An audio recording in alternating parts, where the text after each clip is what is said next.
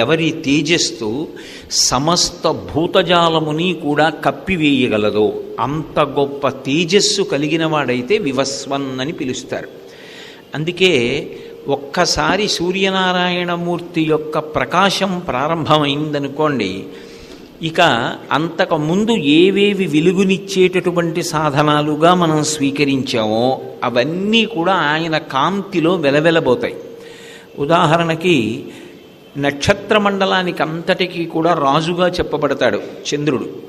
అటువంటి చంద్రుడు రాత్రివేళ ప్రకాశిస్తుంటే ఆయన నుంచి వచ్చినటువంటి వెన్నెలే ఇతోధికంగా మనందరికీ ఉపకరిస్తుంది. కానీ అదే సూర్యోదయం అయితే చంద్రుని యొక్క కాంతి సూర్యభగవానుడి యొక్క కాంతి చేత కప్పబడి అసలు చంద్రుడు ఎక్కడున్నాడు అని వెతకవలసి వస్తుంది. మన ఇంట పెట్టినటువంటి దీపం ఏదైతే ఉందో అది సూర్యుని యొక్క కాంతి చేత కప్పబడిపోతుంది. ఇక అసలు దీని కాంతి ఏమీ ఆ కాంతి ముందు పనికిరాదు. ఇది ప్రత్యేకంగా కొంత కాంతిని ఇస్తోంది అనేటటువంటి విషయం కూడా స్పృహలోకి రాదు. అలాగే అగ్ని కాంతినిస్తుంది. కాంతినివ్వగలిగినటువంటి అగ్ని ఏది ఉన్నదో ఆ అగ్ని యొక్క కాంతిని కూడా సూర్యనారాయణమూర్తి యొక్క కాంతి కప్పేస్తుంది. ఇది కాక ప్రతివారి యందు కొంత కాంతి ఉంటుంది. ఆ కాంతి క్షీణించిపోయిందనుకోండి, మృత్యుదశ సమీపించేస్తోంది అని గుర్తు, అవసాన దశకి చేరిపోతున్నాడు అని. అందరిలో ఉన్నటువంటి తేజస్సుల్ని కూడా ఆయన తేజస్సు కప్పేస్తుంది. అంత గొప్పగా అన్ని తేజస్సులను కప్పగలిగినంత గొప్ప తేజస్సు కలిగినటువంటి వాడు అటువంటి కిరణ సముదాయం ఉన్నవాడు. పైగా ఇందులో ఆయన దగ్గర ఉండేటటువంటి విశేషం ఏమిటి అంటే, దీన్ని నేను నా వెలుగు చేత కప్పడమా నా వెలుగు చేత కప్పకపోవడమా అనేటటువంటి ప్రశ్న ఆయనకు ఉండదు. అది శవం కానివ్వండి, కుళ్ళిపోయినటువంటి కుక్క యొక్క శరీరం కానివ్వండి, లేదా ఒక మహాత్ముడు కానివ్వండి, అరవిరిసినటువంటి పువ్వు కానివ్వండి, పండినటువంటి పండు కానివ్వండి, మంగళప్రదమైన వస్తువు అమంగళప్రదమైనటువంటి వస్తువు అనేటటువంటి రెండు భేదములు ఆయన యందు ఉండవు. ఉండకుండా దేన్నైనా సరే తన వెలుతురు చేత కప్పుతాడు. రెండు, అసలు సూర్యనారాయణమూర్తి యొక్క ఈ నామం ఒక విషయాన్ని ధృవీకరిస్తుంది. సూర్యనారాయణమూర్తి యొక్క స్వరూపం గురువు యొక్క స్వరూపం. మీరు అందుకే శ్రీరామాయణం బాలకాండలో వశిష్ఠ మహర్షి ఇక్ష్వాకు వంశాన్ని చెప్తారు. ఒకానొకప్పుడు ఈ లోకమంతా అవ్యక్తమై ఉండేది. అవ్యక్తము నుంచి బ్రహ్మ, బ్రహ్మ నుంచి మరీచి, మరీచి నుంచి కశ్యపుడు, కశ్యపుడు నుంచి సూర్యుడు, సూర్యుడి నుంచి మనువు, మనువు నుంచి ఇక్ష్వాకువు, ఇక్ష్వాకువు నుంచి కుక్షి, కుక్షి నుండి వికుక్షి, వికుక్షి నుండి బాణుడు, బాణుడు నుండి అనరణ్యుడు, అనరణ్యుడి నుండి పృథువు, పృథువు నుండి త్రిశంకువు, త్రిశంకువు నుండి దుందుమారుడు లేక యువనాశ్యుడు, ఆయనకి మాంధాత, మాంధాతకి సుసంధి, సుసంధికి ధ్రువసంధి ప్రసేనజిత్, ధ్రువసంధికి భరతుడు, భరతునికి అసితుడు, అసితునికి సగరుడు, సగరునికి అసమంజసుడు, అసమంజసునికి అంశుమంతుడు, అంశమంతునికి భగీరథుడు, భగీరథునికి కకుత్సువు, కకుత్సువుకి రఘువు, రఘువుకి ప్రవృద్ధుడు, ప్రవృద్ధునికి శంఖనుడు, శంఖనుడికి సుదర్శనుడు, సుదర్శనుడికి అగ్నివర్ణుడు, అగ్నివర్ణుడికి మళ్ళీ మరుడు, మరునికి ప్రశుశ్రుకుడు, ప్రశుశ్రుకునికి అంబరీషుడు, అంబరీషునికి నహుషుడు, నహుషుడికి యయాతి, యయాతికి నాభాగుడు, నాభాగుడికి అజమహారాజు, అజమహారాజుకి దశరథ మహారాజు, దశరథ మహారాజుకి రామలక్ష్మణ భరత శత్రుఘ్నులు. అది ఇక్ష్వాకు వంశం. ఆ ఇక్ష్వాకు వంశంలో ఈ అవ్యక్తమైనటువంటి ప్రపంచంలో మొట్టమొదట అవ్యక్తము నుండి వచ్చినవాడు బ్రహ్మ.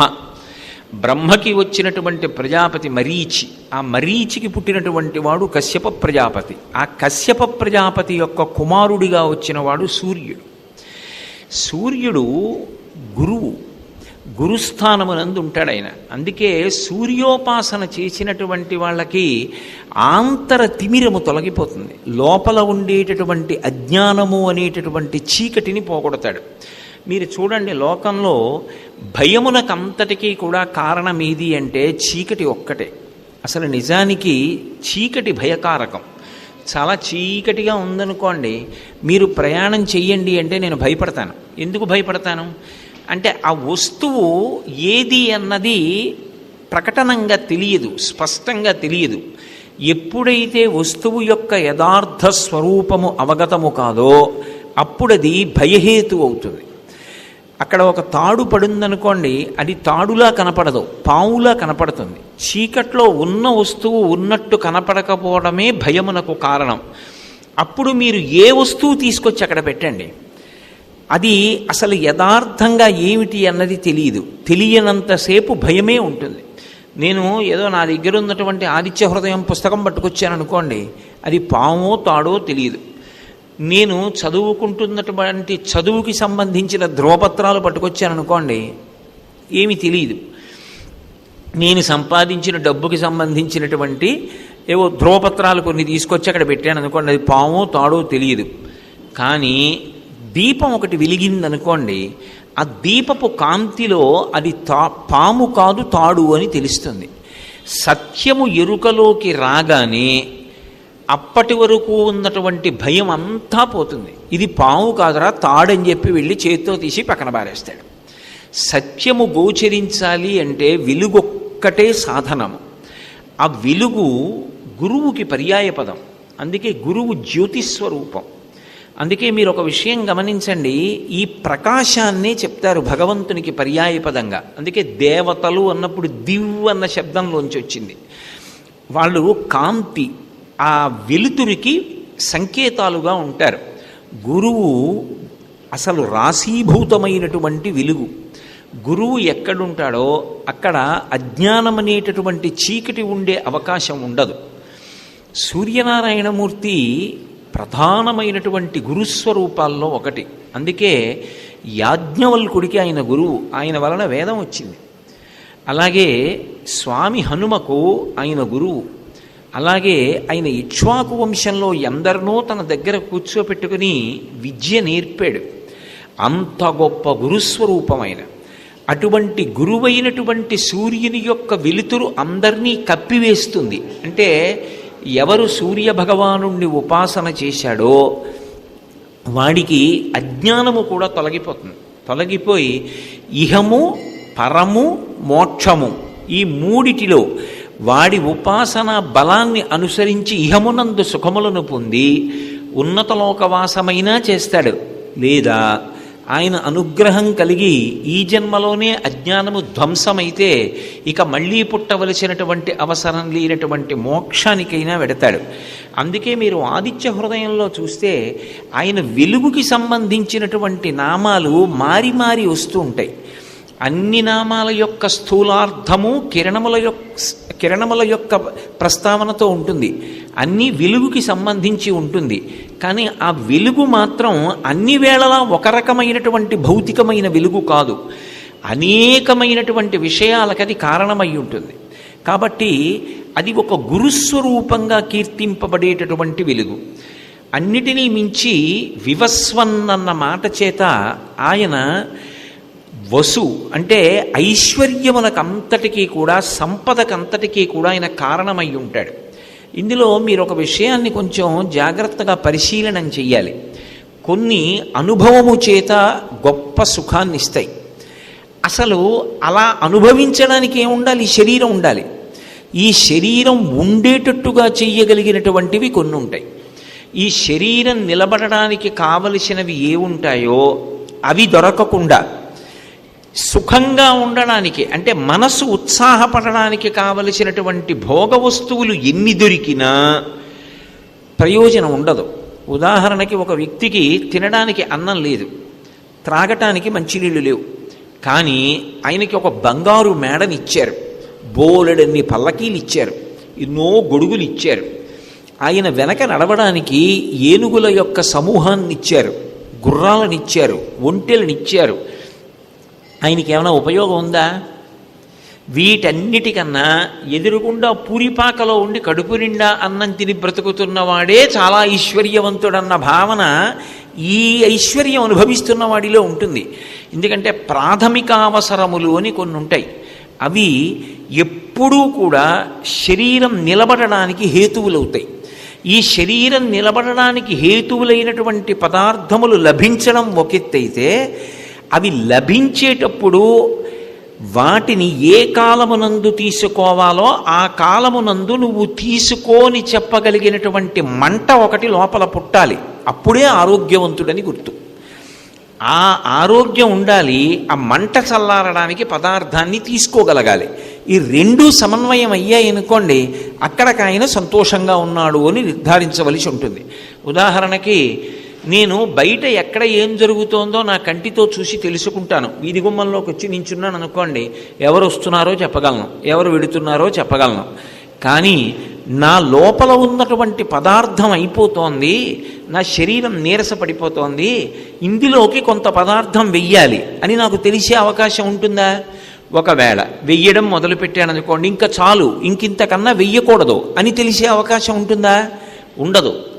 నా లోపలికి పదార్థం కావాలి, పదార్థం అయిపోయింది అని తెలియచెప్పడానికి పరమేశ్వరుడు లోపల నుంచి ఒక మంట పుట్టిస్తాడు. ఆ మంట పుట్టిస్తే దాన్ని ఆకలి అంటారు. ఆ ఆకలి అనేటటువంటి పేరుతో పుట్టినటువంటి మంట ఏది ఉంటుందో ఆ మంటని చల్లార్చుకోవడానికి వెంటనే కావలసింది ఏమిటి అంటే పదార్థం కావాలి. ఇప్పుడు పదార్థం ఎక్కడి నుంచి వస్తుంది? భూమి నుండి రావాలి. నేను ఇంత అన్నం తినాలనుకోండి, వరి పంట పండితేనైనా నాకు అన్నం వస్తుంది. కాబట్టి పంట పండాలి. పంట పండాలంటే మీరు ఒక్కసారి ఆలోచించండి, ఒక నెల్లాళ్ల పాటు నేను రావట్లేదు అని సూర్యుడు దీర్ఘకాలిక సెలవు పెట్టి వెళ్ళిపోయాడు అనుకోండి. ఆయన నేను ఒక 30 రోజులు కనపడను, మళ్ళీ ఓ 30 రోజుల తర్వాత కనపడతాను అన్నాడు అనుకోండి. మీరు ఒక్కసారి ఆలోచించండి, ఆయన యొక్క కిరణముల యందు ఒక విశేషం ఉంటుంది. వరుణ కిరణములు అని కొన్ని కిరణములు ఉంటాయి. ఆ వరుణ కిరణ సంజాతం ఏం చేస్తుందంటే మనిషిని అత్యంత బాధ పెట్టి పడగొట్టగలిగినటువంటి దుష్టమైన క్రిమికీటకాదులను తన వేడి చేత సంహారం చేస్తాడు ఆయన. ఒక్క 30 రోజులు సూర్యుడు రాలేదనుకోండి, కటిక చీకటి ఆవరిస్తుంది. కటిక చీకట్లో నీరు ఇంకదు, ఎక్కడ చూసినా బురద పెరుగుతుంది, దోమలు పెరిగిపోతాయి, ఈగలు పెరిగిపోతాయి. అసలు స్నానం చేసినటువంటి బట్ట ఆరమంటే ఆరదు, పెట్టుకున్న ఒడియాలు ఆరవు. అసలు అన్నిటినీ మించి ఎప్పుడైతే సూర్యోదయం జరగలేదో, సూర్యకిరణ ప్రసారం జరగలేదో ఏ పంట పండదు. అందుకే చూడండి, మీ ఇంట్లో సూర్యకాంతి పడదండి, అందుకే ఇటువైపు మొక్కలు పెరగవంటారు. సూర్యకాంతి పడితేనే మొక్క పెరుగుతుంది. కిరణజన్య సంయోగ క్రియ అని చిన్నప్పుడు మీరు చదువుకుని ఉంటారు. ఆ సూర్యకిరణములలో ఉండేటటువంటి శక్తిని తీసుకుని చెట్టు పత్రహరితాన్ని తయారు చేసుకుంటుంది, ఆకుపచ్చని పదార్థాన్ని. అదే దానికి ఆహారం. దాన్ని ఆధారం చేసి పెరిగి పెద్దదై కాయలు పళ్ళు ఇస్తుంది. ఆ సూర్యుని యొక్క కిరణములు చంద్రుడి మీద పడిన కారణం చేత ఓషధీతత్వం నిలబడుతుంది. అయినప్పుడు ఇవన్నీ తింటే ఆరోగ్యం వస్తుంది, ఇవన్నీ తింటే శరీరం బలం పుంజుకుంటోంది. అసలు శరీరం నిలబడడానికి కావలసినటువంటి ప్రాథమికమైనటువంటి అన్నం ఎక్కడి నుంచి వస్తోంది? ఆయన వలనే వస్తోంది. అన్నదాత ఎవరు? సూర్యుడే. 2 ప్రాథమిక అవసరాల్లో ఉండవలసింది ఏమిటి? బట్ట. ఒంటికి బట్ట కట్టుకోవాలి. కడుపు నిండా తిన్నంత మాత్రం చేత కట్టుకోవడానికి బట్ట లేదనుకోండి, నాగరికత లేనివాడంటారు. ఎంత ఖరీదైన వస్త్రం కట్టుకున్నారన్న దానితో సంబంధం ఉండదు, ఒంటి నిండా బట్ట కట్టుకున్నారా లేదా అన్నది సంబంధం. అయినప్పుడు బట్ట కట్టుకోవాలి అంటే పత్తి పంట పండాలి. పత్తి పంట పండితే కదూ, అందులోంచి కదూ వస్త్రం తయారవుతుంది. కాబట్టి ఇప్పుడు అసలు మనుష్య ప్రాణి అంటే నాగరికత సంస్కృతి ఉన్నవాడు. బట్ట కట్టుకోవడానికి కావలసిన పత్తి ఎవరి కిరణముల వలన పండుతోంది? ఆయన అనుగ్రహం చేత పండుతోంది. నాకొక గూడు కావాలి, నాకొక గూడు కావాలి అంటే 4 తాటాకులు కావాలి. అదేమిటండి, మీరు ఇవాళ ఎలా ఉంటున్నారో అలా మీరు ఒక భవనం గురించి మాట్లాడకుండా తాటాకుల గురించి మాట్లాడుతున్నారేమి అంటారేమో. అసలు యథార్థమునకు శాస్త్ర ప్రకారం ఏమిటంటే మట్టిని కాల్చడం మహాదోషం. ఎందుచేత అంటే మట్టి శివస్వరూపం, పృథివీలింగం కదూ, పృథివీ ఈశ్వర స్వరూపం. ఆ పృథివిని కాల్చకూడదు. అందుకే చాలా కాలం ఈ దేశంలో ఒక అలవాటు ఉండేది. వెదురు బొంగులతోటి కట్టి పచ్చిమట్టిని నీళ్లు పోసి తెచ్చి ఆ పచ్చిమట్టిని కొంతవరకు అలికి దాని మీద ముగ్గు పెట్టి తయారు చేసుకునేవారు ఇళ్ళు. తప్ప అసలు కాల్చినటువంటి మట్టి వలన వచ్చిన సిమెంటుతోటి ఇల్లు కట్టడం అనేటటువంటిది ఈ దేశంలో చాలా కాలం ఉండేది కాదు. ఇప్పుడు ఉండడం తప్ప ఒప్ప అన్న చర్చలోకి నేను ప్రవేశించట్లేదు. నేను ఒక విషయాన్ని ప్రస్తావన చేస్తున్నాను, ఒక ఆర్షమైన విషయాన్ని ప్రస్తావన చేస్తున్నాను. అయినప్పుడు ఒక పాక వేసుకోవాలి అంటే ఆచ్ఛాదనకి కావలసినటువంటి ఆ తాటాకు తాటి చెట్టు నిలబడితే కదా ఉంటుంది. తాటి చెట్టు నిలబడాలంటే సూర్యరశ్మి ఉండాలి. కట్టుకోవడానికి మట్టి, సూర్యరశ్మి లేదనుకోండి వెంటనే నీరు పెరిగిపోయి నీరు భూమిని కప్పేస్తుంది. కప్పేస్తే అసలు ప్రాణిజాతమే ఉండదు. అందుకే మహాప్రళయమునందు నీరు భూమిని కప్పుతుంది. అయినప్పుడు అసలు మనం నిలబడగలిగాము, ఒక గూడు కట్టుకున్నామంటే సూర్యుడి వలన. ఇక్కడ వరకు అసలు మనిషి ఉన్నాడు భవతికి ఆయన కారణం. ఇక పైన భోగములు, నాకు కారు కావాలి, ఆ కారుకు కావలసిన ఇనుము ఎక్కడి నుంచి రావాలి? భూమిలోంచి రావాలి. దానికి కావలసిన పెట్రోల్ ఎక్కడి నుంచి రావాలి? భూమిలోంచి రావాలి. అందుకే భూమికి వసుంధర అనొక పేరు. సమస్త ఐశ్వర్యము ఎక్కడుంటుందంటే భూగర్భమునందు ఉంటుంది. ఏదో విద్యుత్తు కావాలి, బొగ్గు కావాలి, భూమిలోంచి వస్తుంది. ఓ ఇనప ఖనిజం కావాలి, భూమిలోంచి వస్తుంది. అభ్రకం కావాలి, భూమిలోంచి వస్తుంది. బంగారం కావాలి, భూమిలోంచి వస్తుంది. వెండి కావాలి, భూమిలోంచి వస్తుంది. రాగి కావాలి, భూమిలోంచి గనిలోంచి వస్తుంది. ఏది కావాలన్నా భూమిలోంచి వస్తుంది. భూమిలో ఉండేటటువంటి ఖనిజ, తైల, వాయు ఈ 3 రకములైనటువంటి సంపత్తి నిలబడడానికి, వృద్ధి పొందడానికి హేతువెవరంటే సూర్యుడు. ఆ సూర్యుని యొక్క కిరణములలో ఐశ్వర్యమును పెంపొందించగలిగినటువంటి కిరణముల యొక్క స్పర్శ వలన పృథివి వసుంధరా రూపాన్ని పొందుతూ ఉంటుంది. ఇప్పటి వరకు ఎన్ని కోట్ల మంది పుట్టారో, ఎంత నూనె వాడారో, ఎన్ని వేల కిలోమీటర్లు తిరిగారో, ఇంకా ఎంతమంది పుడతారో, ఎంత వాడుకుంటారో, భూగర్భంలో ఎంతుందో ఎవరికి తెలుసు? మిగిలిన లెక్కలు కట్టినవాడు ఉన్నాడు. భూమి లోపల ఉన్నదెంత, వాడుకున్నదెంత, నిలవెంత, ఇంకా రాబోయే ఖర్చెంత చెప్పగలిగినటువంటి గణకుడు వచ్చాడా? భూమి లోపల ఉన్నటువంటి నిలవలు చెప్పగలిగిన వాడు రాలేదు. భూమి లోపల వాయు సంబంధమైన ఐశ్వర్యం ఉంటుంది. ఇవాళ మనం ప్రకృతి సంబంధమైన వాయు, న్యాచురల్ గ్యాస్ అని చెప్పి వాడుకోవట్లేదు. అవన్నీ భూమిలోంచి వచ్చేవి. భూమిలోంచి వచ్చేటటువంటి ఈ సమస్త సంపద ఎక్కడిది అంటే కేవలముగా ఆయన అనుగ్రహం వలన వస్తుంది. వీటన్నిని ఉండడం ఒకెత్తు. అసలు ఆకలి వేయలేదనుకోండి, ఎలా తింటారు? ఆకలి వెయ్యలేదు అంటే అనారోగ్యం. ఏదైనా నోట్లో పెట్టుకుంటే వాంతి అవుతోంది. ఆకలే వెయ్యలేదు, అన్నం తినలేడు, ఏమీ సహించదు, వాడికి తీసుకొచ్చి వడ్డాణం పెట్టి గొలిచేస్తే ఏమిటి ప్రయోజనం? శవానికి అలంకారం చేసినట్టు ఉంటుంది. వాడికి ఏమి సంతోషంగా ఉంటుంది? ఎవరు సంతోషించాలి దానికి? ఎంత ఐశ్వర్యం ఉంటే మాత్రం ఆయన దాన్ని సుఖంగా మార్చుకుంటాడు. అనుభవిస్తే కదా సుఖం. ఓ కారెక్కి గుడికెడితే సుఖం. ఆ కారెక్కి గుడికి వెళ్ళడానికి శరీరం ఒకటి ఉండాలా, దానికి ఆరోగ్యం ఉండాలా. ఆ ఆరోగ్యం ఎవరి వలన ఉంటోంది అంటే కేవలము భాస్కరాది చేత్. 2 మీరొక్కటి ఆలోచించండి. ఇప్పటికీ మనకి ఎకనామిక్స్లో, అర్థశాస్త్రంలో ఒక నిర్వచనం చెప్తారు. వాట్ ఈజ్ నేషనల్ ఇన్కమ్ అని అడిగారు అనుకోండి, జాతీయ ఆదాయం అనగానేమి అంటే ఒక సంవత్సరమునందు ఒక దేశములో ఉత్పత్తి చేయబడినటువంటి సమస్త వస్తువుల యొక్క, సేవల యొక్క మొత్తము విలువలకు జాతీయ ఆదాయం అని పేరు అని. అందులో వస్తువులు అంటే మనం ఉత్పత్తి చేసినటువంటి వస్తువులు, సేవలు అంటే ఆ సేవ.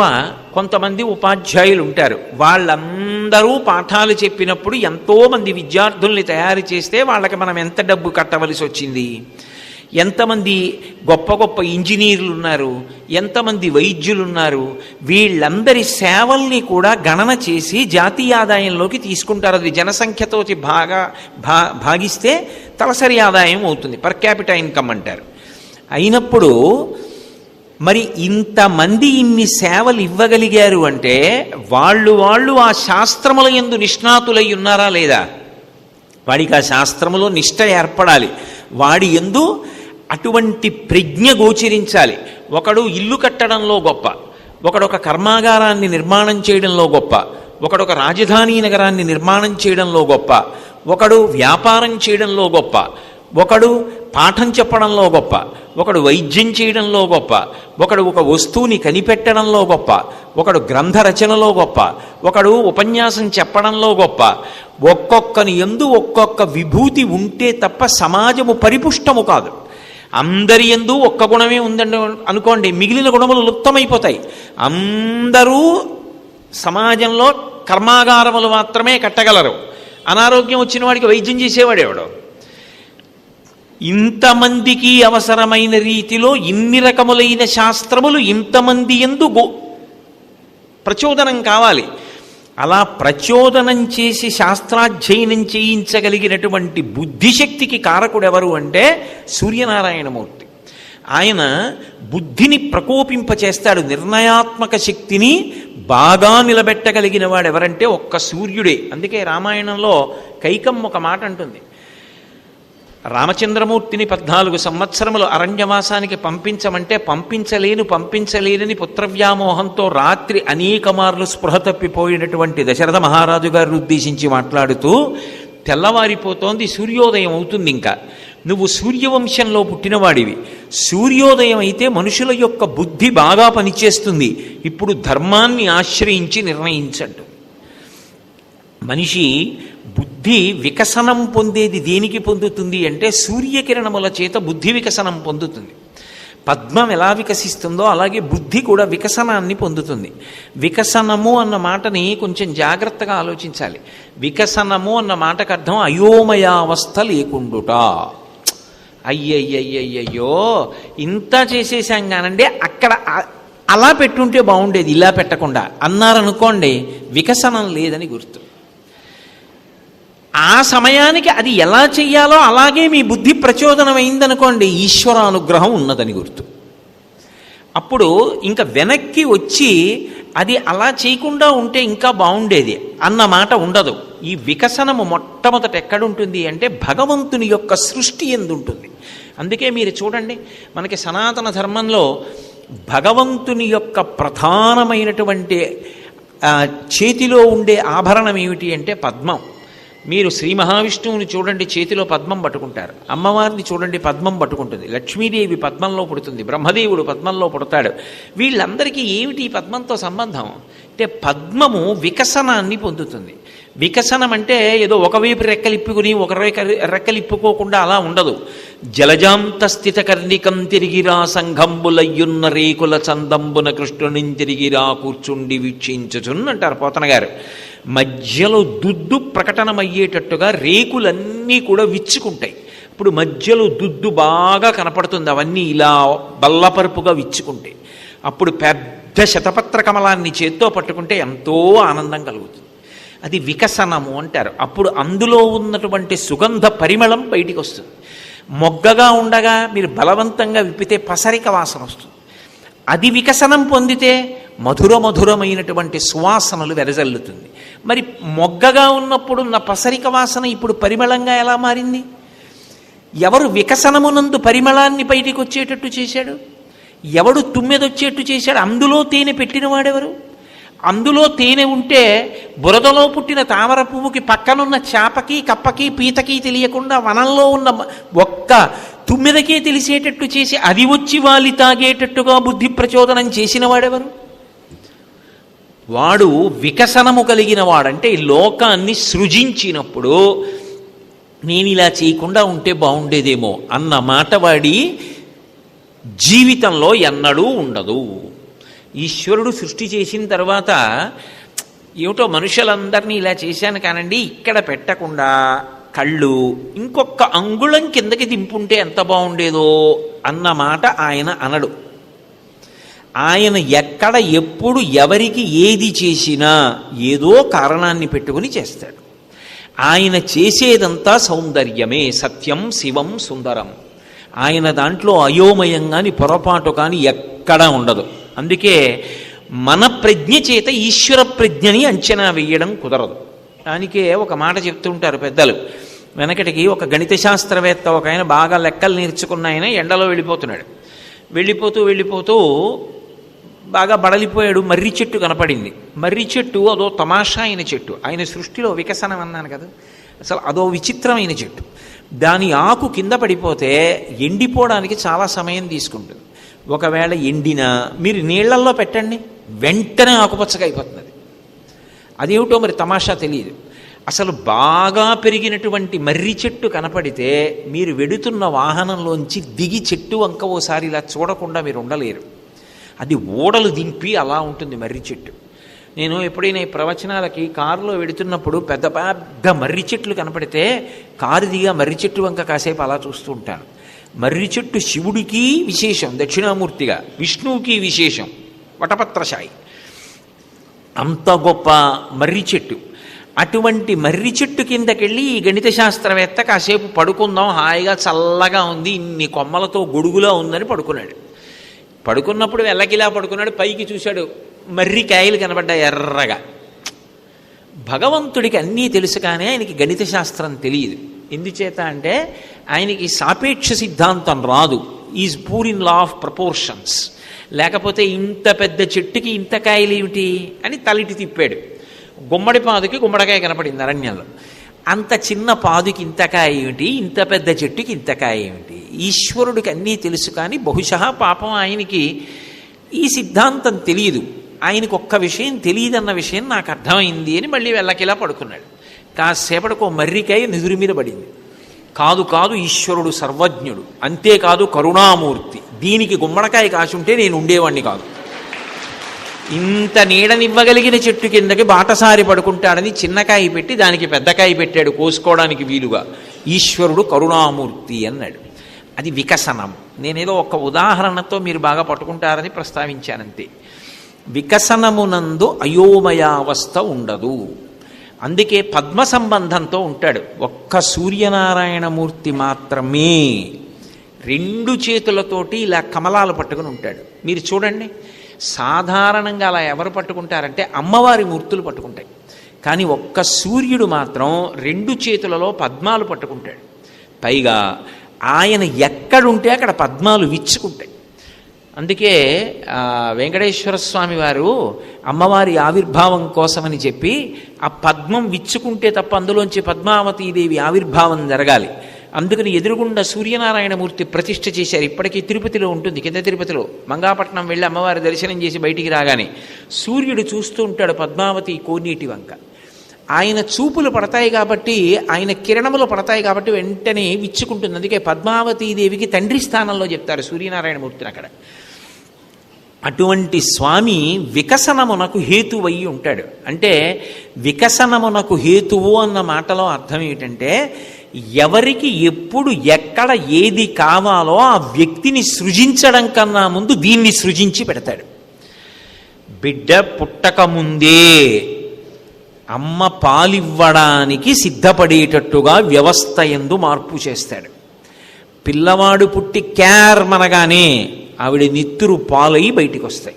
అది ఆయన యొక్క వ్యవస్థలో ఉన్న గొప్పతనం.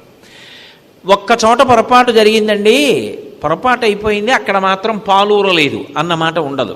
ఒకవేళ అలా ఏదో కారణం చేత అవ్వకపోతే ప్రత్యామ్నాయాన్ని సిద్ధంగా ఉంచుతాడు. అమ్మ స్థానంలో అమ్మయ్యి గోమాతని నిలబెడతాడు. ఆవు పాలు తాగి పసిబిడ్డ బతుకుతాడు. ఏమీ లేక మరణించాడు, నా సృష్టిలో ఆవు పాలకి ప్రత్యామ్నాయాన్ని చెయ్యవలసిన అవసరం ఉంటుందని నేను అనుకోలేదు, ఇప్పుడు ఆలోచించాలి, ఇలా జరుగుతున్నాయి కాబట్టి అని ఆయన ఎప్పుడూ అనడం. అందుకే ఆయన చేసినటువంటి విధి విధానముల యందు ఎప్పుడూ సవరణలు ప్రతిపాదింపబడవు. దీనికి మనం అందరం గర్వపడవలసిన విషయం ఏమిటో తెలుసా? మనం అటువంటి సనాతన ధర్మంలో పుట్టాం. అందుకే ఈశ్వర ప్రోక్తమైనటువంటి వేదమునందు ఎన్ని వేల లక్షల సంవత్సరముల తర్వాత కూడా ఒక అక్షరం కూడా మారదు. ఏది వ్రాయబడనటువంటి పుస్తకం. ఎందుకంటే వేదం అపౌరుషేయం, అది వ్రాయబడలేదు, పరంపరాగతంగా ద్రష్టలైనటువంటి ఋషుల ద్వారా లోకంలోకి వచ్చింది.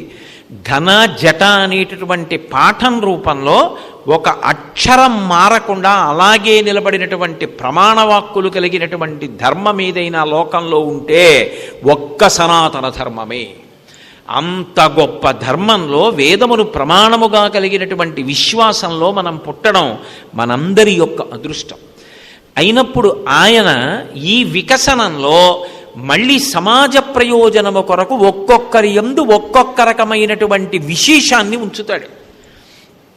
దాన్ని వ్యక్తి స్వార్థానికి వాడుకున్నాడు అనుకోండి, వాడు ఈశ్వరుడి యొక్క సృష్టిని నిరుపయోగం చేసిన వాడు అవుతాడు. లేదా ఈశ్వరుడు దేని కొరకు సృష్టించాడో ఆ ప్రయోజనాన్ని నెరవేర్చి ఆయన అనుగ్రహమునకు పాత్రుడైన వాడు కాకుండా పోతాడు. అందుకే జ్ఞానకలునిలోని శారదయువోలే అంటారు పోతన గారు. ఈశ్వరుడు ఒక విద్వత్తునిచ్చాడనుకోండి, అది దేనికి పనికి రావాలి అంటే సమాజ ప్రయోజనమునకు పనికి రావడం ప్రథమ కర్తవ్యం. ఎవరికి ఏది ఉండనివ్వండి, అది సమాజ ప్రయోజనానికి పనికి రావాలి. అందుకొచ్చింది దేవాలయ వ్యవస్థ. మీరు నేను చెప్తున్న విషయాల్ని ఆషామాషిగా తీసుకోవద్దు. నేనేదో యథాలాపంగా అనాలి కాబట్టి అంటలేదు. దేవాలయ వ్యవస్థ రావడానికి కారణం ఏమిటంటే తనకి ఉన్నది ఏదైనా సమాజపరం చెయ్యడానికి కేంద్రమేది దేవాలయము. మా ఇంట్లో ఇంత చిన్న మూర్తి కన్నా ఉండడానికి వీల్లేదు. యజమాని అంగుష్టం ఎంత ఉంటుందో అంతే ఉండాలి, నా బొటనవేలు ఎంత ఉందో అంతే ఉండాలి సింహాసనంలో విగ్రహాలు. అయినప్పుడు నేను దానికి ఒక కిరీటం చేయిద్దాం అనుకున్నాను అనుకోండి, నా కొడుకో నా కోడలో ఎవరో నాన్నగారండి మేము డబ్బిస్తాం మీరు మంచి కిరీటం చేయించి పెట్టండి అన్నారు అనుకోండి, నేను ఎలా పెట్టను కిరీటం? ఒకవేళ నా కొడుకో కోడలో ఇస్తామనొచ్చు. లోకంలో ఎవరికో అలాంటి కోరుకున్నా అందరూ కిరీటం పెట్టిన మూర్తిని చూడాలంటే ఎలా చూస్తారు? ఒక పెద్ద గండభేరుండం అంచున్న పంచె కట్టుకుని స్వామి నిలబడితే ఎలా ఉంటాడు అన్న కోరిక పుట్టిందనుకోండి, ఎలా చూస్తారు? ఇంట్లో ఎలా కడతారు? ఒక దేవాలయం ఉందనుకోండి, ఒక మహదైశ్వర్యవంతుడు ఉంటాడు, ఆ ఐశ్వర్యవంతుడు ఓ కిరీటం తీసుకొచ్చి చేయిస్తాడు. ఇప్పుడు ఆయన ఏం చేశారు? తానొక్కడు కాదు అనుభవించేది, కిరీటం పెట్టి అమ్మవారి దర్శనం ఇస్తారు అందరికీ.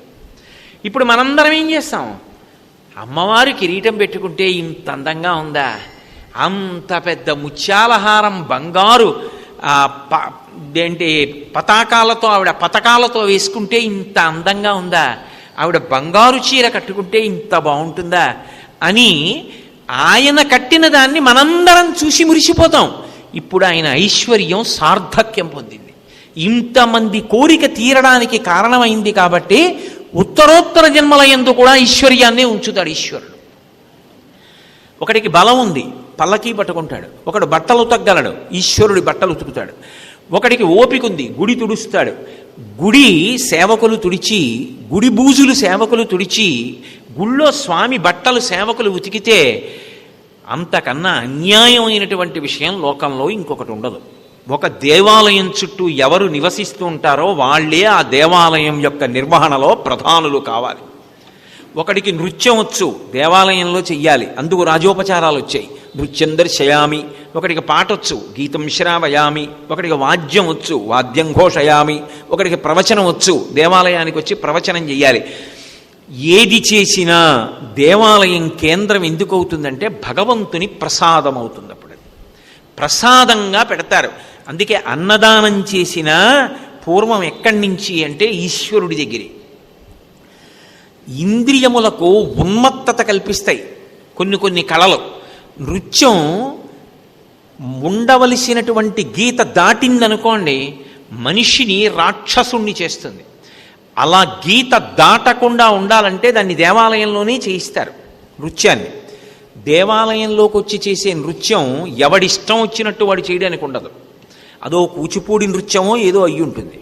అయినప్పుడు అందరికీ మనసుకి తృప్తినిచ్చి సత్వగుణాన్ని ఇస్తుంది తప్ప రజోగుణ తమో గుణాలు కల్పించదు. భారతీయ సిద్ధాంతమునందు గొప్పతనం ఏమిటంటే నాగుపాము విషాన్ని వైద్యుడు శుద్ధి చేస్తే ఔషధం అవుతుంది. వైద్యుడు శుద్ధి చెయ్యకుండా నేను పుచ్చుకుంటే ప్రాణాంతకం అవుతుంది. వైద్యుడు శుద్ధి చేస్తే ఔషధమై నాకు ఆరోగ్యం ఇస్తుంది. దేన్నైనా దేవాలయాన్ని ఆధారం చేసి శుద్ధి చేసి ప్రసాదం చేస్తారు. ఇక్కడికి వచ్చింది ప్రసాదం అయిపోయిందంతే. ప్రసాదంగా మార్చుకోవడానికి కేంద్రమేది? దేవాలయము. అందరూ దేన్ని ఆశ్రయిస్తారు? దేవాలయాన్నే ఆశ్రయిస్తారు. అందుకే దేవాలయం జోలికి ఎవ్వరూ వెళ్ళరాదు. దేవాలయాన్ని పాడు చెయ్యకూడదు. వేదం ఎలా చెప్పిందో అలాగే దేవాలయాన్ని నడుపు తప్ప నా ఇష్టం వచ్చినట్టు నడుపుతానన్న మాట అనకు. ఎందుకంటే అది నీ ఒక్కడి సిద్ధాంతానికి సంబంధించింది కాదు, అది కొన్ని లక్షల మంది బాగుకి సంబంధించినటువంటి కేంద్రం.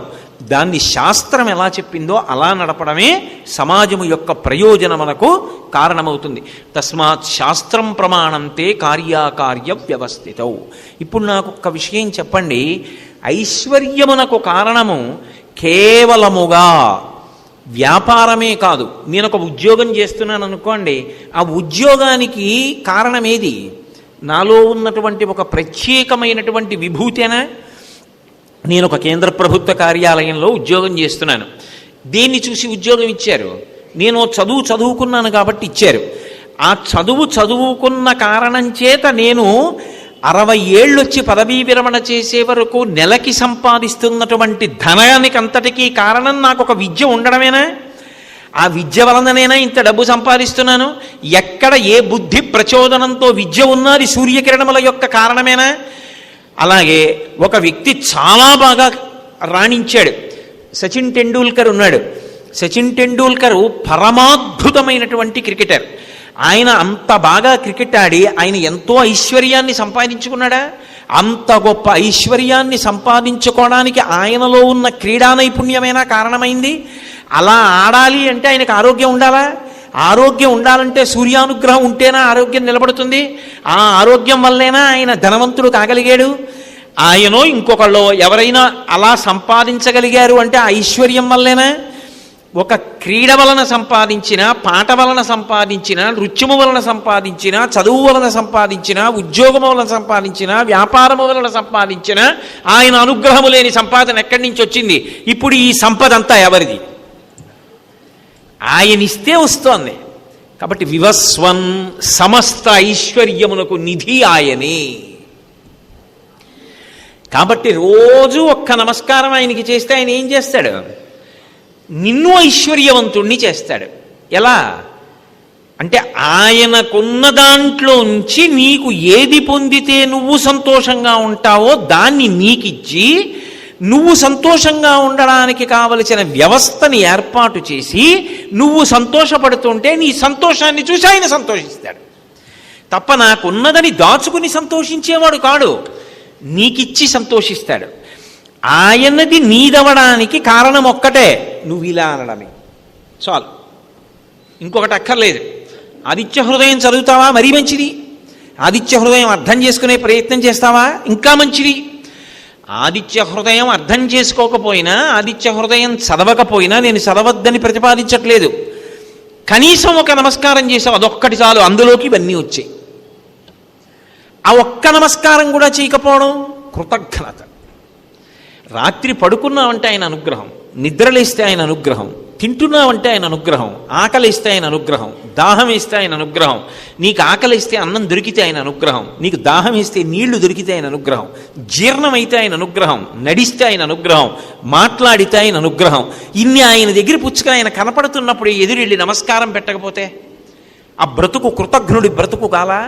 కృతఘ్నఘ్నాయ దేవాయ జ్యోతిషాం పతయే నమః. ఆ వెలుతురు యందు అంతటి మహానిధి ఉన్నది. అది గురుతత్వము నుండి మహదైశ్వర్యము వరకు ఇంతటికీ కూడా ఆయన ఆధిపత్యమునందున్నాడు. ఇందులో ఏది ఆయన తన కొరకు అని పెట్టుకునేటటువంటిది లేదు. ఆయన తనంత తానుగా ఎంతో సంతోషించాడనుకోండి. సూర్యుడిచ్చేటటువంటి గొప్ప వరం ఏమిటో తెలుసా? నేను విద్యాబోధ చేస్తానంటాడు. మీరు ఎప్పుడైనా కావ్యాలు కానీ పురాణాలు కానీ పరిశీలించండి. శ్రీ మహావిష్ణువు ఒకప్పుడు ఉపేంద్రుడిగా వచ్చాడు. ఉపేంద్రుడు అంటే ఇంద్రుడి యొక్క తమ్ముడు ఉపేంద్రుడు. ఉపేంద్రుడిగా వచ్చాడంటే వామనమూర్తిగా వచ్చాడు. వామనమూర్తిగా అదితి గర్భంలో పుడితే ఆయన ఆదిత్యుడయ్యాడు. ఆదిత్యుడైనా ఆదిత్యుడన్న పేరు మాత్రం సూర్యుడికే చెల్లింది. ఎందుకంటే అన్ని గుణములు కలిగిన పెద్ద కొడుకు ఆయనే.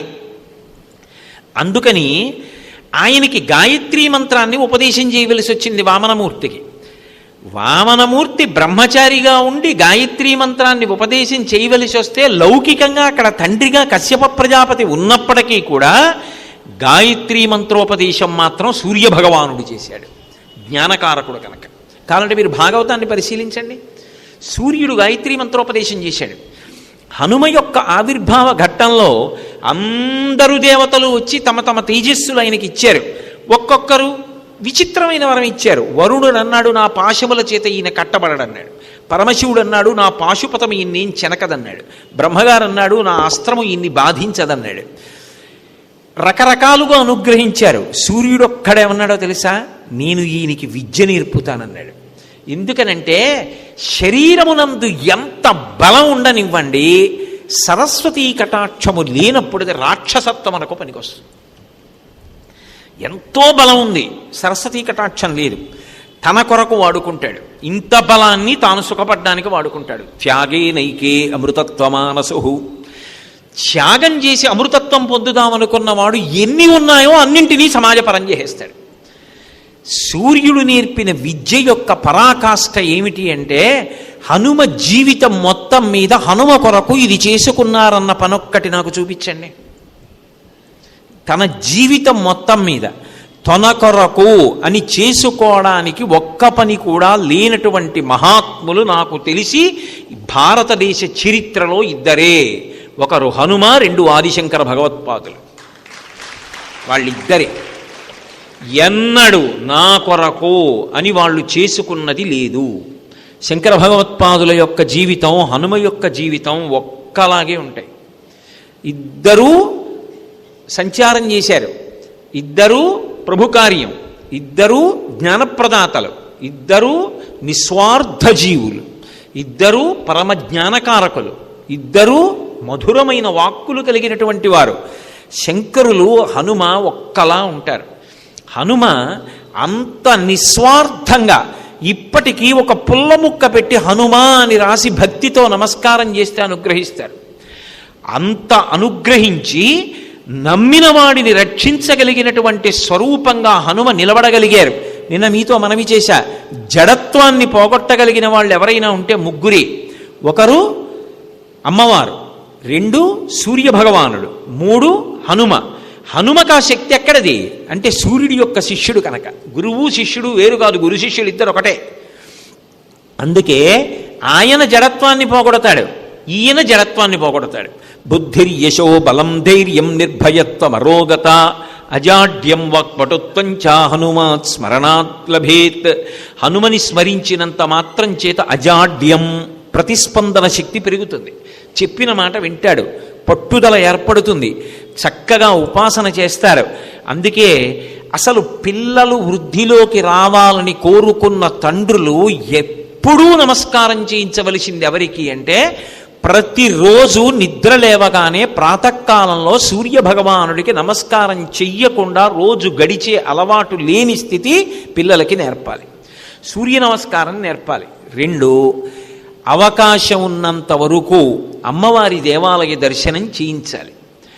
మూడు, హనుమ యొక్క దర్శనం చేయించాలి. అథవా అమ్మవారి మూర్తి హనుమ యొక్క మూర్తిని చూపించి రోజు వాళ్ళిద్దరికీ నమస్కరించి బయలుదేరడం నేర్పాలి. ఈ ముగ్గురికి నమస్కారం చేయడం ఈ జాతిలో తల్లులు పిల్లలకి నేర్పితే జడత్వం విరిగిపోయి వాళ్ళందరూ కూడా దేశ గౌరవాన్ని నిలబెట్టగలిగినటువంటి వైతాళికులవుతారు అనేటటువంటిది నిస్సందేహమైనటువంటి అంశం. అంతటి మహితాత్ముడు కాగలిగాడు అంటే కారణం సూర్యుడు గురుస్థానంలో నిలబడడం. అందుకే ఆయన జ్ఞానము నుండి, జ్ఞానమే మోక్షము, మోక్షమే జ్ఞానము, నిజానికి పర్యాయ పదాలు అవి. జ్ఞానము కలిగినవాడు మోక్షాన్ని పొందుతాడు. జ్ఞానము కలిగినవాడు శరీరాన్ని వెంటనే విడిచిపెట్టకపోయినా, ఆయన శరీరంతో ఉన్న ప్రారబ్ధం అయిపోయిన తర్వాత విదేహ మోక్షాన్ని పొందుతాడు శరీరం పడిపోయి. అందుకే జ్ఞానమివ్వగలిగినటువంటి గురుస్వరూపంగా జ్ఞాననిధి అయి ఉండడం దగ్గర నుంచి సమస్తమైనటువంటి ఐశ్వర్యమునకు అధిపతి ఎవరు అంటే సూర్యనారాయణమూర్తి. అంతటి మహాద్భుతమైన స్వరూపం కాబట్టి వివస్వన్ అని పిలిచారు అగస్త్య మహర్షి. చూడబోయ్ రామ, సమస్త ఐశ్వర్యమునకు కారణము వాడయా. ఆయన అనుగ్రహము కలిగిందా ఏదైనా చెయ్యగలడు. ఆయనకి నమస్కారం చేయి, పూజయస్వ. ఆ వినయంతో, ఆ శ్రద్ధతో, ఆ కృతజ్ఞతతో, ఆ భక్తితో ఒక్క నమస్కారం చేయి. ఈ ఆదిత్య హృదయం చదువు, ఆయన ప్రసన్నుడవుతాడు. ఆయన ప్రసన్నుడయ్యాడు, నీ చింత శోకము నశించిపోతాయి. నీ యందు ఏది స్ఫురణకి వచ్చి ఉత్సాహం కలగాలో అది స్ఫురణకు వచ్చి ఉత్సాహం కలుగుతుంది. అదే అవతలవాడి మరణమునకు కారణమవుతుంది. అందుకే ఆదిత్య హృదయం చదవగానే రాముడికి శుభశకునములు కనపడ్డాయి, రావణాసురుడికి అశుభశకునములు కనపడ్డాయి. అంతే. తర్వాత ఇంకా 2 సర్గలు కూడా అవ్వకముందే రావణాసుర సంహారం అయిపోయింది. అంటే ఆదిత్య హృదయం అనేటటువంటిది ఎంత శక్తివంతమో మీరు ఊహ చెయ్యవచ్చు. కాబట్టి రశ్మిమంతం సముద్యంతం దేవాసుర నమస్కృతం పూజయస్వ వివస్వంతం భాస్కరం అంటారు. ఇది కూడా కాంతి సంబంధమైన నామమే. భా అంటే కాంతి, కరం అంటే కిరణములు కలిగినటువంటి వాడు, చేతులు, ఆయన కిరణములనే చేతులు అంటారు. భాస్కరం ఆయన అపారమైనటువంటి కాంతి పుంజం. అసలు ఆయన రూపమే కాంతిపుంజం. అసలు యథార్థానికి మనసు నిలబడడానికి భగవంతుని యొక్క రూపం ఏర్పాటవుతుంది. మనసు నిలబడడానికి అనేక రూపాలుగా ఆయన కిందకొస్తాడు. అంతకన్నా కూడా ప్రధాన కారణం ఏమిటి అంటే పరిత్రాణాయ సాధూనాం వినాశాయ చ దుష్కృతాం ధర్మ సంస్థాపనార్థాయ సంభవామి యుగే యుగే. ఒక్కొక్క మహాత్ముడు నువ్వు నాకు ఈ రూపంలో కనపడు అని కోరాడు. ఆయా మహాత్ములు నిన్ను ఇలా ఈ రూపంలో నేను నా మాంసచిక్షువుతో చూడకపోతే ఉండలేను, నా కంటికి అలా కనపడు అని అడిగితే వాళ్ళ కోరిక తీర్చడానికి ఆ రూపంలో దిగొచ్చాడు తప్ప నిజానికి ఆయన అలా రావలసిన అవసరం ఆయనకేం లేదు. అందుకే వేదం అజాయమానో బహుధా విజాయతే అంటుంది. ఆయనకి పుట్టవలసిన అవసరం లేదు. పుట్టవలసిన అవసరం లేనివాడు పుడుతున్నాడు. అది ఆయన కారుణ్యం. అందుకు దాశరథి కరుణాపయో నిధి అని 100 మాటలని సంతోషించాడు గోపరాజు గారు. కరుణాపయో నిధి, ఆయన యొక్క దయ అంతులేనిది. సముద్రపు లోతు ఎలా తెలియదో భగవంతుని యొక్క కారుణ్యమునకు హద్దు కూడా తెలియదు. మనుష్యుడి చేతిలోనైతేనే మరణిస్తాడు రావణాసురుడు. మనుష్యుడిగా వస్తే తప్ప రావణ సంహారం అవదు. మనుష్యునిగా రావాలంటే ఒక తండ్రి వీర్యము నుండి కదలాలి. ఆయనకి ఒక రాత్రి కలిగినటువంటి సంతోష సమయమునందు ప్రహృష్ట హృదయంతో ఉండగా ఆయన వీర్యమును ఆశ్రయించి ఆ స్ఖలనమైన వీర్యము ఆయన యొక్క భార్యలోకి ప్రవేశిస్తే ఆ శుక్రశోణితములు కలిసిన తరువాత తల్లి యొక్క గర్భంలో ఒక బుడగ ఏర్పడి పిండము తయారవుతుంటే తల కిందకి పెట్టి కాళ్ళు పైకి పెట్టి తాను విసర్జించినటువంటి మలమూత్రములలోంచి పుట్టినటువంటి క్రిములు తన కోమలమైన శరీరాన్ని కొరికేస్తుంటే సామాన్యమైనటువంటి మనుష్యుడిలా గర్భస్థ నరకం అనుభవించి, ఇప్పుడైతే 9 దాటాలి, ఆ రోజుల్లో త్రేతాయుగంలో 12 నెలలు అలా ఉండి ఒక మామూలు మనిషిగా పుడితే తప్ప రావణ సంహారం అవదు. ఎవరి కోసం చంపాలి రావణుణ్ణి? మన కోసం. మనుష్యుల్ని బాధ పెట్టాడనే కాదు, మనుష్యుడంతటి వాడని నిరసించాడు. అసలు తృణభూతహితామన్యే ప్రాణినో మానుషాదయ అన్నాడు ఉత్తరాఖండలో. బ్రహ్మగారు ప్రత్యక్షమై నీకేం కావాలని అడిగారు. నాకు మృత్యు ఉండకూడదు. ఎవరి చేత ఉండకూడదు? అందరి పేర్లు చెప్పాడు.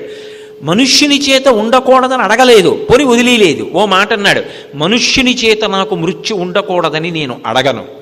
ఎందుకు అడగనో తెలుసా? బ్రహ్మ వాడు గడ్డి పరకతో సమానం, మనిషి నన్నేం చేస్తాడన్నాడు. తృణభూతహితామన్యే ప్రాణినో మానుషాదయ అన్నాడు. మనిషి నరాణం జంతువునాం నరజన్మముత్తమం అని శంకరాచార్యులు వారు అంటారు. నరజన్మ అంత గొప్పది. అటువంటి నరజన్మని నిరసించాడు రావణుడు. నరుడెంత గొప్పవాడో నిరూపిస్తాను ధర్మాన్ని పట్టుకున్నవాడు. అందుకని నేను మనుష్యుడిగా వస్తాను. రావణ సంహారం అయిన తర్వాత అవతార పరిసమాప్తి చేయను. 10 వర్ష సహస్రాణి 10 వర్ష శతాని చ 11,000 సంవత్సరములు ఈ భూమి మీద ఉంటాను. అందరూ మనుష్యుల్లాగే పెళ్లి చేసుకుంటాను, బిడ్డల్ని కంటాను, ధర్మాన్ని పట్టుకుంటాను. ధర్మాన్ని పట్టుకున్నవాడు వాడి పేరొక్కటి చాలు, యుగాలు మారిపోయినా పేరు చెప్పినంత మాత్రం చేత మోక్షానికి ఎలా వెళ్ళగలడో నేను నిరూపిస్తానని రాముడిగా వచ్చాడు. అలా రావడం కోసం తతశ్చ 12 మాసే చైత్రే నామమికేతిదౌ నక్షత్రేతి దైవత్యే స్వచ్ఛ సంస్థేషు పంచషు గ్రహేషు కర్కటే లగ్నే వాక్పతాం విద్యునా సహా ప్రోద్యమానే జగన్నాథం సర్వలోక నమస్కృతం. అమ్మ కడుపులో 12 నెలలుండి కౌసల్యా గర్భంలోంచి బయటికి వచ్చాడు. వచ్చి మనుష్యుడై రావణ సంహారం చేసి, ఒక మనుష్యుడు ధర్మాన్ని పట్టుకుంటే ఎంత గొప్ప స్థాయికి వెళ్ళడో చెప్పడానికి గచ్చలోకాన్ అనుత్తమాన్ అని జటాయువుని ఉన్నత లోకాలకు పంపించాడు. అటువంటి రామచంద్రమూర్తికి ఆదిత్య హృదయాన్ని ఉపదేశం చేస్తున్నాడు. ఆయన అవతారంగా వచ్చినప్పుడు భక్తుల్ని ఆదరించడానికి రకరకాలైన రూపాల్ని పొందుతాడు. అసలు నిజానికి ఆయన రూపం కాంతి అంతే, ఇంకొక రూపం లేదు ఆయనకి. అసలు ఆయన యథార్థ రూపమేది కాంతి. అందుకే మీరు గమనించండి, మీరు ఏ సహస్రనామం చదవండి, శివ సహస్రమా, విష్ణు సహస్రమా, లలితా సహస్రమా పక్కన పెట్టండి, అన్నిటిలో ఒక నామం ఉంటుంది పరంజ్యోతి అని. ఎందుకని అంటే అసలు ఆయన కాంతి స్వరూపం. మనం ఎదురుగుండా పూజామందిరం దగ్గర కూర్చుని పూజ చేస్తాం. ఎదురుగుండా ఏదో ఒక మూర్తిని పెట్టాను, ఆయనే భగవంతుడిని పూజ చేశాను. అంతా పూజ చేశాక లేచి నిలబడ్డాను, మంత్రపుష్పం అంటారు. మంత్రపుష్పం మొదలుపెట్టినప్పుడే ఓ మాట చెప్తారు, నాణ్య పంథాయనాయ విద్యతే అంటారు. అంటే ఇంకొక మార్గము లేదు, అసలు భగవంతుణ్ణి తెలుసుకునే మార్గం ఇది కాదు. అది తెలుసుకోవడానికి ఇది ఒక ఆలంబనం అంతే. అసలు ఆయన ఎక్కడుంటాడు ఇది కాదు, నా ఎదురుగుండా ఉన్నది కాదు. మరి ఎక్కడున్నాడు అంటే నీవారసూకవత్తన్వీ పీతాభాస్వత్యనూపమా. నివారసూకం అంటే వడ్డుగింజ తీసి ఇలా గీరితే దాని యొక్క మొన గీరుకుంటే ఎలా ఉంటుందో అలా ఇక్కడే వెలిగిపోతున్నాడు. ఆ వెలిగిపోతున్న కాంతి ఉందే అది భగవంతుడు. దాన్ని సబ్రహ్మ సశివ సహరి సేంద్ర సోక్షర పరమస్వరాట్ రాజాధిరాజాయ ప్రసహ్యసాహిని. దాన్ని మీరు మీ ఇష్టం ఏ పేరు పెట్టి పిలవండి, అసలు ఏ పేరు పెట్టి పిలవకపోండి, అదే భగవంతుడు. కాబట్టి అటువంటి పరమాత్మ స్వరూపం ఏదుందో అది కాంతులకు కాంతి. దాని కాంతిలో మిగిలినవి కనపడతాయి, దాన్ని చూపించడానికి ఇంకొక కాంతి లేదు. నేను అన్నమాట పట్టుకున్నారో లేదో, దాని కాంతిలో అన్నీ గోచరం అవుతాయి. ఇదిగో ఇది అని చూపించడానికి ఇంకొక కాంతి మాత్రం ఉండదు. దాన్ని భాస్కర అంటారు. నత్ర సూర్యో భాతి చంద్రతారకం నేమా విద్యుతో భాంతి కుతోయమగ్ని త్వమేవ భాంతమనుభాతి సర్వం తస్య భాషా సర్వమిదం విభాతి అంటుంది శృతి. పోతన గారు భాగవతం చేస్తూ ఓ మాట అంటారు, లోకంబులు లోకేశులు లోకస్తులు తెగిన తుది అలోకంబకు పెంజీకటి కావల యవ్వండే కాకృతి వెలుగు అతని నీ సేవింతున్ అంటారు. ఈ లోకాలలో ఉండేవాళ్ళు, లోకాలని పరిపాలన చేసేవాళ్ళు అందరూ కూడా మహాప్రళయంలో కటిక చీకట్లో ప్రళయజలముల యందు మునిగిపోయిన తరువాత ఆ కటిక చీకటి కావల ఒక్కడు వేరొక పదార్థము యొక్క సహాయం లేకుండా వెలిగిపోతూ ఉంటాడు. ఆ వెలిగిపోతున్న వెలుగేదుందో ఆ వెలుగే పరబ్రహ్మము. కాబట్టి అసలు యథార్థమైన స్వరూపమేది వెలుగు. ఆ వెలుగు ఏదున్నదో, దేనియందు సమస్త లోకములు వెలుగుతున్నాయో, ఆ వెలుగుతున్న దీపం ఏదుందో అది భాస్కర. మయూరకవి ఒక అద్భుతమైన ప్రతిపాదన చేశాడు. ఆయన అన్నాడు, దీపం అనేటప్పటికీ దానికి కొన్ని లక్షణాలు ఉంటాయి. నేను ఒక గొప్ప దీపాన్ని వెలిగించాను అనుకోండి, పెద్ద దీపం పెట్టాను. ఇప్పుడు ఏదో మీ ఇంట్లో ప్రమిదతో వెలిగించారు, ఏదో చుట్టూ వెలుగుతుంది. ఇంకొంచెం పెద్ద ప్రమిద వేసి ఓ పాలిక వేసి దాని నిండా ఆవు నెయ్యి పోసి ఇంతంతలా ఒత్తులు 3 వెలిగించారు. సాధ్యం త్రివర్తి సంయుక్తం, 3 ఒత్తులు ఉండాలని కదా దీపానికి. 3 ఒత్తులతో వెలిగించారు, ఇంకా దూరం పడుతుంది. నేను ఇంకొక పెద్ద దీపం తీసుకొచ్చి ఎత్తుగా ఒక చోట పెట్టాను, ఆ గజంతా భవనం అంతా కనపడింది వీధి వరకు. కానీ నేను ఎంత పెద్ద దీపాన్ని వెలిగించినా దానికి ఒక పరిమితులు 3 ఉంటాయి. ఒకటి, పెద్ద గాలి వస్తే ఆరిపోతుంది, నిధనమైపోతుంది. 2, ఒకవేళ గాలి రాలేదు వెలిగింది, చౌరైపోతే నిధనమైపోతుంది. 3, ఒత్తి ఎక్కడ వెలిగిందో, దీపం ఎక్కడ వెలిగిందో అక్కడ మసి లేకుండా ఉండడం సాధ్యమా? చిట్ట చివర ఒత్తి కాలిపోయి మసి అయిపోతుంది. మీరు వేలుతో ఇలా తీయండి, చేతికి అంటుకుంటుంది, మసి అవుతుంది. 4, పతంగం అందులో పడుతుంది. ఒక్కొక్కసారి దీపాన్ని నిధనం చేస్తుంది కూడా పతంగం. పతంగం అంటే రెక్కల పురుగు. అది దీపపు కాంతి చేత ఆకర్షింపబడుతుంది. ఆకర్షింపబడినటువంటి ఆ దీపపు పురుగు వచ్చి అదే పనిగా పడిపోయి అనుకోండి, ఒక్కొక్కసారి దీపం నిధనం అయిపోతుంది. లేదా బోలెడన్ని పురుగులు కాలిపోయి రెక్కలతో కింద పడిపోయి ఆ దీపం కింద కుప్పలు కింద పడిపోతాయి. అలా కుప్పల కింద పడిపోయి ఉండిపోతాయి. మరి సూర్యుడు కూడా ఒక పెద్ద కాంతి స్థానం, అంటే ఒక పెద్ద వెలుగులకు వెలుగు, ఒక పెద్ద దీపం. అంత పెద్ద దీపం ఎక్కడ వెలుగుతోంది? సాధారణంగా మనం లోకంలో ఏమంటాం? గాలిలో దీపం పెట్టి దేవుడా రక్షించంటే ఏం రక్షిస్తాడరా అంటాం. ఈ దీపం ఎక్కడ వెలుగుతోంది? గాలిలో వెలుగుతోంది. మరి దానికి ఎంత గాలి తగులుతుంది పైన? ఏ మామూలు గాలి కాదు, ఆ మరుత్స్కంధములు అంటారు, ఆ పైన వచ్చేటటువంటి గాలి అలా వస్తుంది. ఒక్కొక్కసారి విమానంలో పెడుతుంటే సడన్గా బెల్ట్ పెట్టుకోండి అని సౌజ్ఞ పడుతుంది. పడి ఎయిర్ హోస్టెస్ అనౌన్స్ చేసిన టర్బులెన్స్ ఎక్కువగా ఉంది, విమానం కొద్దిగా ఊగుతోంది, మీరందరూ బెల్ట్ పెట్టుకోండి అంటుంది. అంత పైన 2 ఇంజన్లతో 150 మందిని ఎక్కించుకుని అంత సామాన్తో వెడుతున్నా ఆ గాలి తీవ్రతకి విమానం ఊగుతుంది, చప్పుడు వస్తుంది. బెల్ట్లు పెట్టుకుని బిక్కుబిక్కుమంటూ కూర్చుంటే ఏదో కాసేపటికి మళ్ళీ పర్వాలేదు ఇప్పుడు బాగుంది దాటిపోయాం ఆ పరిస్థితి, బెల్ట్ సైన్ తీసేస్తే అప్పుడు మళ్ళీ ప్రశాంతంగా కూర్చుంటాడు. అంత పైన గాలి అలా ఉంటుంది. మరి ఆ వెలుగుతున్న దీపాన్ని ఏ గాలైనా నిధనం చేయగలదా? ఎప్పుడైనా గాలికి ఒత్తి జారిపోయిందని కానీ, దీపం నిధనమైపోయిందని కానీ, కొండెక్కిందని కానీ ఆ దీపం విషయంలో చెప్పగలరా? ఎంత గాలి ఆ దీపాన్ని ఏమీ చెయ్యలేదు. ఎంత గాలిలో దీపం వెలుగుతూనే ఉంటుంది. గాలిలో దీపం పెట్టి అన్న మాటకి విరుద్ధం గాలిలో ఉన్న పెద్ద దీపం భాస్కర. ఆ వెలుతురిని ఏమీ చెయ్యగలిగినది లోకంలో ఇంకొకటి లేదు. 2, లౌకికంగా దీపం పెడితే చౌరైపోతే ఆరిపోతుంది. దాంట్లో పోసినవాడెవరు? ఎవడు పట్టుకెళ్ళి ఆవు నెయ్యి పోసాడు, ఎవడు పట్టుకెళ్ళి నువ్వుల నూనె పోసాడు, అది పెట్టినవాడెవరు? అది అలా వెలుగుతూనే ఉంది. అందులో దానికి చౌరు సంబంధం ఏమైనా ఉందా? అది అలా వెలుతురు. దీపాలు ప్రయాణాలు చెయ్యవు, ఏదో గంగలో విడిచిపెడితే కొంత దూరం వెళ్ళాలేమో. ఈ దీపం నిక్కచ్చిగా ప్రయాణం ఆకాశంలో చేసి వెళ్ళిపోతూ ఉంటుంది, కానీ దానికి ఏ భంగపాటు ఉండదు, అలా వెలిగిపోతూ ఉంటుంది. అందుకే మన వాళ్ళు కార్తీక మాసం వచ్చేటప్పటికీ ఆకాశ దీపం అని పెడతారు, ప్రత్యేకంగా శ్లోకం చెప్తారు. ఆకాశ దీపం అన్న మాటకు అర్థం ఏమిటో తెలుసా? నువ్వు మాకందరికీ దీపం, రాత్రి సూర్యదీపం, రాత్రి చంద్రదీపం, పగలు సూర్యదీపం. నీకు దీపం పెట్టడం ఎలా? ఆకాశ్ అంటే అంతటా వ్యాపించినవాడు, వాడికి వెలిగించిన దీపం ఆకాశ దీపం. కార్తీక మాసం అంతా కూడా కృతికా నక్షత్రం అగ్ని సంబంధం కాబట్టి దీపాలు పైకెత్తుతారు, ఎత్తి శ్లోకం చెప్పాలి, ఆకాశ దీపం వెలిగిస్తారు. ఏ గాలికి నిధనమవని దీపం, ఏ పతంగము రెక్కల పురుగులు మీదకి వెళ్ళలేని దీపం. ఏ రెక్కల పురుగు ఎడుతుంది ఆ దీపం మీదకి వెలుగుతుంటే?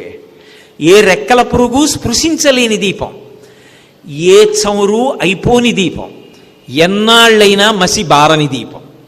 మసి పట్టిందండి అందుకని ఈ మధ్య వెలుతురు తగ్గింది, కొంచెం అది తుడవాలి ఎవరన్నా అనవలసిన అవసరం ఎప్పుడన్నా ఉంటుందా? మసిపట్టని దీపం. అటువంటి దీపం ఏదైనా ఉంటే లోకంలో అదొక్కటే. అందుకే అది భాస్కర. అటువంటి కాంతి, అటువంటి వైభవం, అటువంటి వెలుతురు. ఆ వెలుతురు ముందు నిలబడగలిగిన వెలుతురు వేరొకటి లేదు. ఆ వెలుతురు అన్నిటినీ చూపిస్తుంది, దాన్ని చూపించగలిగిన వెలుతురు లోకంలో లేదు ఇంకా. అది స్వయం ప్రకాశకం, అది అందరూ దర్శనం చేస్తారంతే.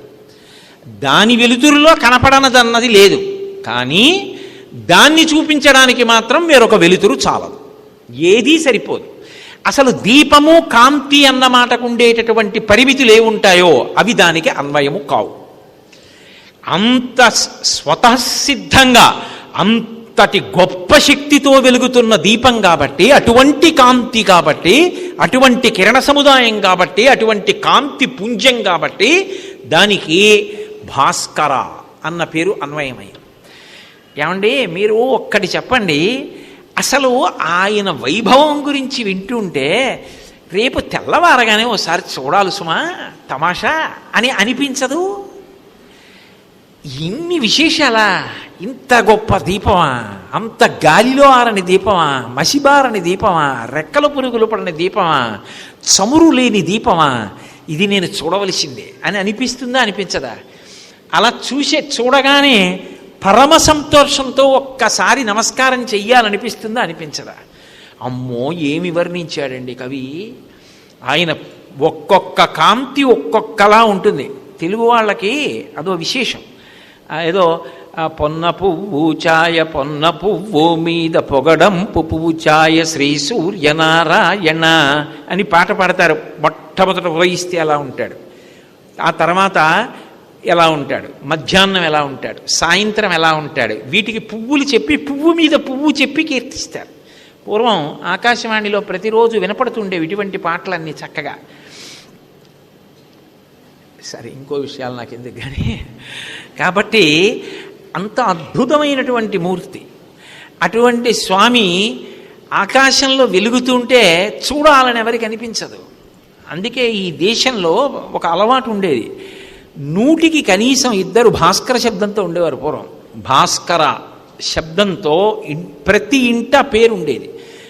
ఇప్పుడు భాస్కర ఎందుకు, దానికి అర్థం అక్కర్లేదు, శబ్దం చాలు, అష్ తుష్ పుష్ ఏవో ఉంటే చాలు. కాబట్టి పవిత్రమైనటువంటి నామాలు, వేదప్రోక్తమైన నామాలు, వాటి వైభవం అవన్నీ మళ్ళీ ఆయన అనుగ్రహము చేత పునరుద్ధరింపబడి దేశము ప్రకాశించుగాక. కాబట్టి భాస్కరం, భువనేశ్వరం, ఇంకా ఇంతకన్నా ముందుకెళ్ళడానికి కించిత్ జంకు, అయ్యో కొన్ని నామాలైనా చెయ్యాలి కదా నేను అని. కాబట్టి భాస్కరుడు, భాస్కర దాటితే భువనేశ్వరం అంటారు. భువనేశ్వరం అంటే సమస్తమైనటువంటి భువనములకు ఆయన అధిపతి. ఈశ్వర శబ్దము చేత పిలవబడుతున్నాడు. ఈశ్వర అన్న మాటకు అర్థం ఏమిటో తెలుసా? ఈశ్వర అంటే మీరు దీనికి ఇలా చెయ్యాలని కానీ, మీరు దీనికి ఇలా చెయ్యకుండా ఉండాలని కానీ ఎవరి చేత శాసింపబడనివాడు, తాను ఒకలా చెయ్యవలసింది ఇంకొకలా చేస్తే ఇలా ఎందుకు చేశావని అడగగలిగిన వాడు లేనివాడు ఈశ్వర అని పిలువబడతాడు. లోకంలో సాధారణంగా ఓ నియమం ఉంటుంది, ఏదో పాపం చేశాడు అనుకోండి ఫలితం అనుభవించాలి. కానీ ఆయన ఈశ్వర, వెంకటేశ్వర, పరమేశ్వర. ఆయన చూశాడు, పరమభక్తితో ఉన్నాడు వాడు. పరమభక్తితో వీడుంటే వీడు ఏదైనా బాధకి లోనైతే గత జన్మలలో చేసిన పాపానికి ఇప్పుడు నీకు నేను ఈ ఫలితం ఇస్తున్నాను అని బాధ పెట్టాడు అనుకోండి, అప్పుడు వాడు ఏడిస్తే ఎవరికి చెప్పి ఏడుస్తాడు? వాడు పక్కింటి వాళ్ళకి చెప్పడు, భార్యకి చెప్పడు, తిన్నగా పూజామందిరంలోకి వెళ్ళి కూర్చుని ఏడుస్తాడు. స్వామి మిమ్మల్ని నమ్మాను, స్వామి నన్ను ఎందుకు ఇంత బాధ పెడుతున్నారు, నన్ను కాపాడరా అని ఏడుస్తాడు. అలా ఏడిచిన వాళ్ళు ఉన్నారు లోకంలో. వాళ్ళ పేరు ఒకలా కనపడుతుంది, నిజానికి ఆ పేరు పొందినవాడు వేరుగా ఉంటాడు. రామదాసు గారిని కొట్టారు, పాపం క్షరాన్నం పెట్టారు, పావు షేరు బియ్యపు అన్నంలో షేరు ఉప్పేసి వండి పెట్టారు ఆయనకి. ఆయన ఏం చేశాడు? తను తినలేదు, ఆ చీకటి కొట్లో గోడ దగ్గరికి తీసుకెళ్ళి దాన్ని రామచంద్రమూర్తికి నివేదించాడు. నువ్వు తిన్నాక నేను తింటాను, ఉచ్ఛిష్టం అన్నాడు. క్షరాన్నము క్షీరాన్నమైంది. ఎందుకని ఆయనకి నిజంగా మనసుతో పెడుతున్నాడు, అందుకని పరమాన్నం చేసి భక్తుడికి పెట్టుకున్నాడు. కొట్టనివ్వండి తిట్టనివ్వండి ఆయనకే చెప్పాడు అంతే. ఆఖరికి డబ్బు ఇవ్వలేదని కొడుతుంటే ఆ కారాగారంలో మొరబెట్టుకున్నాడు, ఏదో లక్ష్మణనకు చేయిస్తే బంగారు మొలత్రాడు రామచంద్ర, ఏదో సీతమ్మకు చేయిస్తే చింతాకు పతాకము రామచంద్ర, ఎవడబ్బా సొమ్మని కులుకుచు తిరిగేవు రామచంద్ర అని అడిగాడు. కోపం వచ్చినా ఆయన్ని అడిగాడు, ఎవడబ్బా సొమ్మని పెట్టుకు తిరుగుతున్నావు భద్రాచలంలో, దెబ్బలు నాకా, ముచ్చట్లు నీకా అన్నాడు. అని అబ్బా తిట్టి తినని ఆయాసపడబోకు రామచంద్ర, తిట్టానని కోప్పడకు స్వామి, ఏం చేయను బాధ భరించలేక నిన్నే అన్న, సంతోషమైన నీతోటే దుఃఖమైన నీతోటే. రామదాసు గారు అంటారు గోపరాజు గారిని. నిజంగా నాకు ఒకటి చెప్పండి, గోపరాజు గారు రామదాసు గారా, రామచంద్రమూర్తి గోపరాజు గారికి దాసా? రాముడే గోపరాజు గారికి దాసు. ఎందుకనంటే రాత్రి తానీషా కల్లోకి వచ్చి నా పేరు రామోజీ, ఈయన లక్ష్మోజీ, మేమిద్దరం రామదాసు గారి సేవకులం అని చెప్పి డబ్బిచ్చిన వాడు ఎవరు? రామచంద్రమూర్తి. గోపరాజు గారికి రాముడు దాసుడా, రాముడికి గోపరాజు గారు దాసుడా? నేను నీ దాసుణ్ణన్నంత మాత్రం చేత భక్తుడికి దాసుడైన వాడు పరమేశ్వరుడు. అలా ఎందుకయ్యావు అని అడగగలిగిన వాడు ఎవరైనా ఉంటాడా? నీ దాసుని దాసుడా గుహుడు తామక దాస్యమొసంగినావు నీ చేసిన నేరమో అన్నాడు. నిజానికి వాళ్ళందరినీ దాసులు చేసుకున్నావు, నన్ను చేసుకోలేదన్నాడు రామదాసు గారు. నువ్వు పేరుకి రామదాసు కానీ నేనే నీకు దాసుడిని అవుతానని నేను రాముడి సేవకుణ్ణి రామదాసు గారి సేవకుణ్ణి రామోజీ నా పేరని బంగారు నాణ్యాలు కట్టాడు. భక్తుడికి దాసుడు అయ్యాడా లేడా భగవానుడు?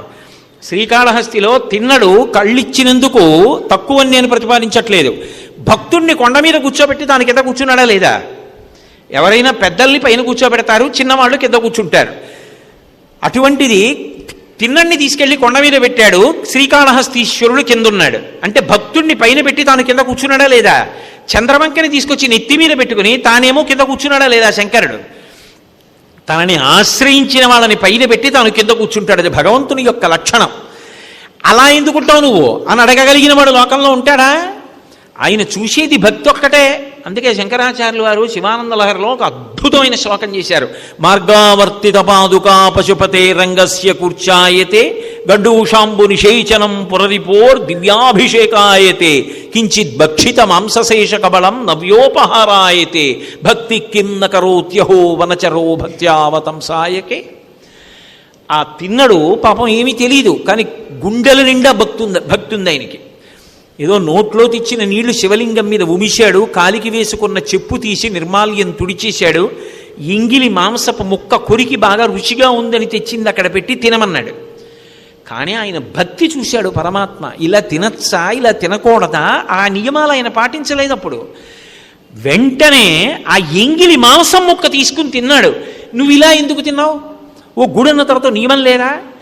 నీకు తీసుకొచ్చో బత్తాయి పండు నైవేద్యం పెట్టాలి, చక్ర పొంగలు పెట్టాలి, పులిహార పెట్టాలి తప్ప ఇదేమిటి అలా తినేయడం ఏమిటి? నువ్వు గుళ్ళో ఉండదు బయటిపో అని అనగలిగిన వాడు ఎవరైనా ఉన్నాడా? ఉండడు. వాడు ఈశ్వర, వాడు అలా ఉండగలడు, ఎలా అయినా ఉండగలడు. ఆయన భక్తికి వశుడయ్యాడు, స్వీకరించాడంతే. అందుకు ధూర్జటి అద్భుతమైన పద్యం చేశాడు కాళహస్తీశ్వర శతకంలో.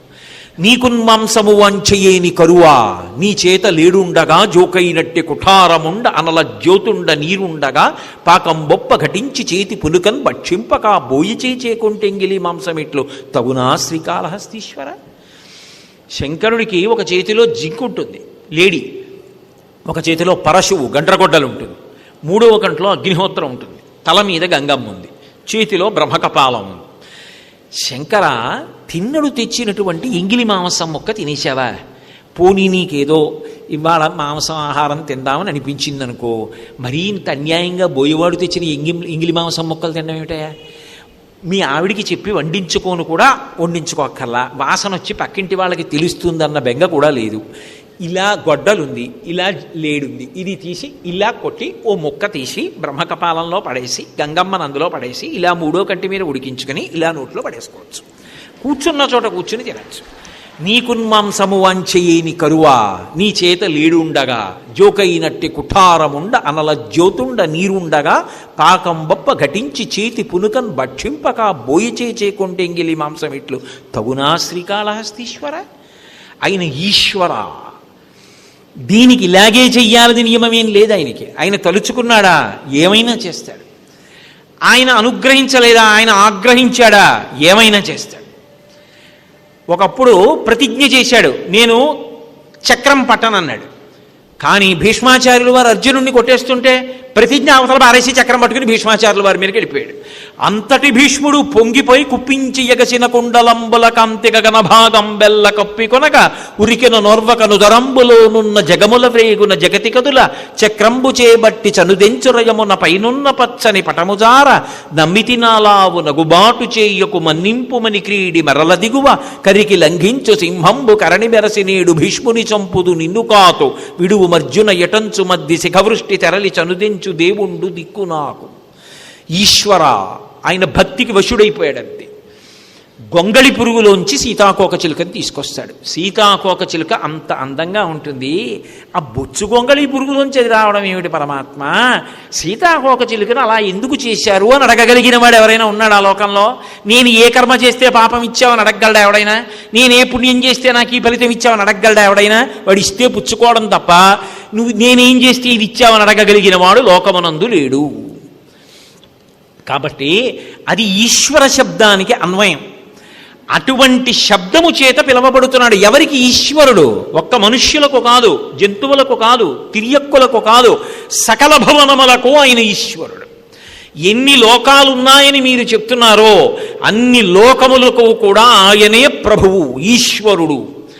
తత్శబ్దము చేత భక్తితో ఒకడు నమస్కరించాడు, ఆయన ఏదైనా అనుగ్రహించగలడు, ఏదైనా ఇవ్వగలడు. ఒక్కొక్కడినైతే బతిమాలించుకు చేస్తాడు. నిన్న మీకు భాస్కర రాయల వారి వృత్తం చెప్పలా? అందుకే పాలున్బువ్వయు పెట్టెదన్ను కుడవరా పాపన్న రాయన్న లెమ్మన్న అరటిపండ్లు కొనితే లేకున్నన్ ఒల్లనంటే తల్లిదండ్రుల పుడట్టే తెచ్చి వాత్సల్య లక్ష్మీ లీలా వచనంబులం కుడుపరా శ్రీకాళహస్తీశ్వర. ఎంత గారం చేశాడండి దుర్జటి. తండ్రి పెద్ద అధికారి, బయట హోరన వాన పడుతోంది, అలిసిపోయి రాత్రి 9ంటికి వచ్చాడు. అమ్మయ్యా వేడిగా పలహారం చేసి పడుకుందామని తీసుకొచ్చిన అధికారిక వాహనం వెళ్ళిపోయింది. లోపలికి వచ్చాడు.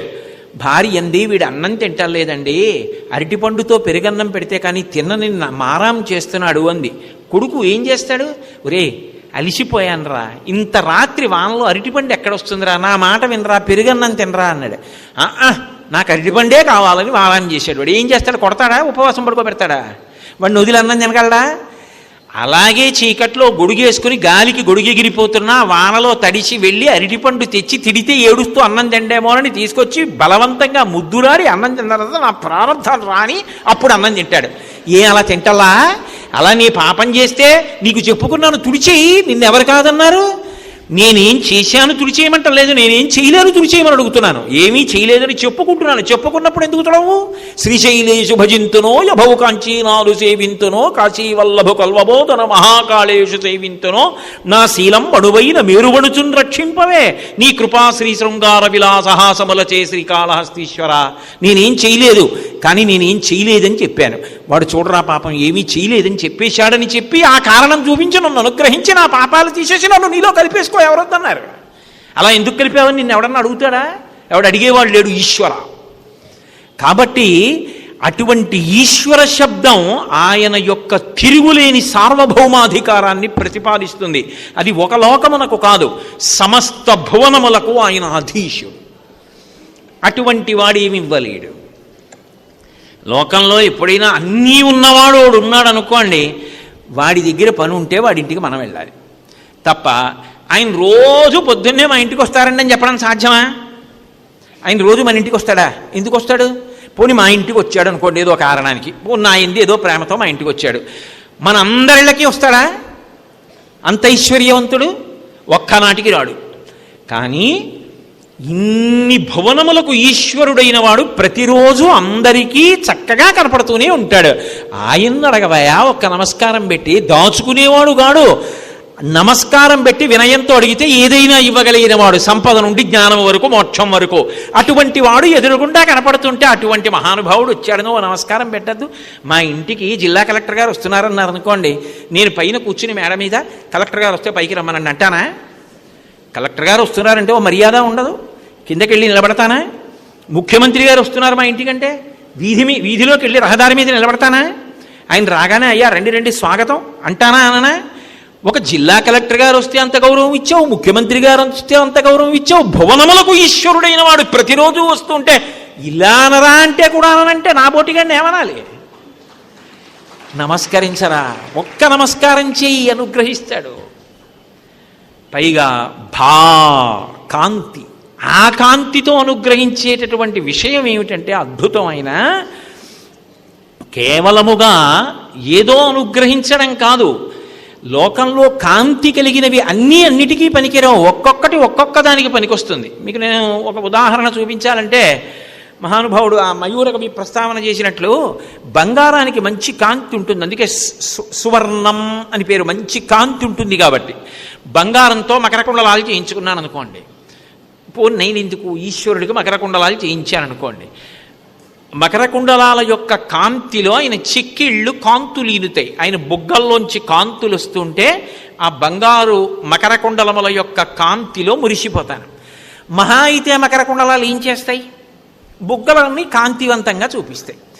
ఈశ్వరుడికి పెట్టినా, మహారాజు గారు పెట్టుకున్నా, ముచ్చటపడి నేను పెట్టుకున్నా అంతే. ఏం చేయగలవంటే బుగ్గల్ని చూపించగలవు. ఇంకా బాగా చెప్పాలంటే ఏదో ఒకడికి అందంగా కనిపించవచ్చు, ఇంకోడికి దేవుడిరా మకరకుండలాలు ఏమిటి, వీడేమైనా పరమేశ్వరుడా, వీడైనా చక్రవర్తి అని నవ్వుకోవడానికి పనికి రావచ్చు. ఒక్కొక్కడికి అబ్బా ఎంత అదృష్టవంతుడురా, అంత పెద్ద కిరీటం, అంత మకరకుండలాలు పెట్టుకున్నాడు అని అనుకోవడానికి పనికి రావచ్చు.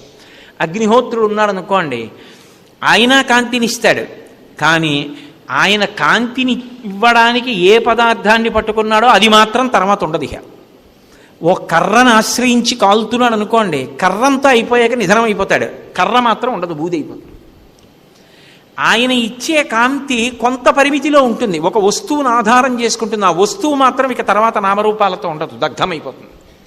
చంద్రుడు ఉన్నాడనుకోండి, రాత్రి వేళ ప్రకాశిస్తాడు, చల్లటి కాంతిని మాత్రమే ఇస్తాడు, వేడి కాంతిని, స్పష్టమైన కాంతిని ఇస్తాడని నమ్మకం లేదు. ఎందుకంటే కళల్లో పెరుగుదల తరుగుదల ఉంటాయి.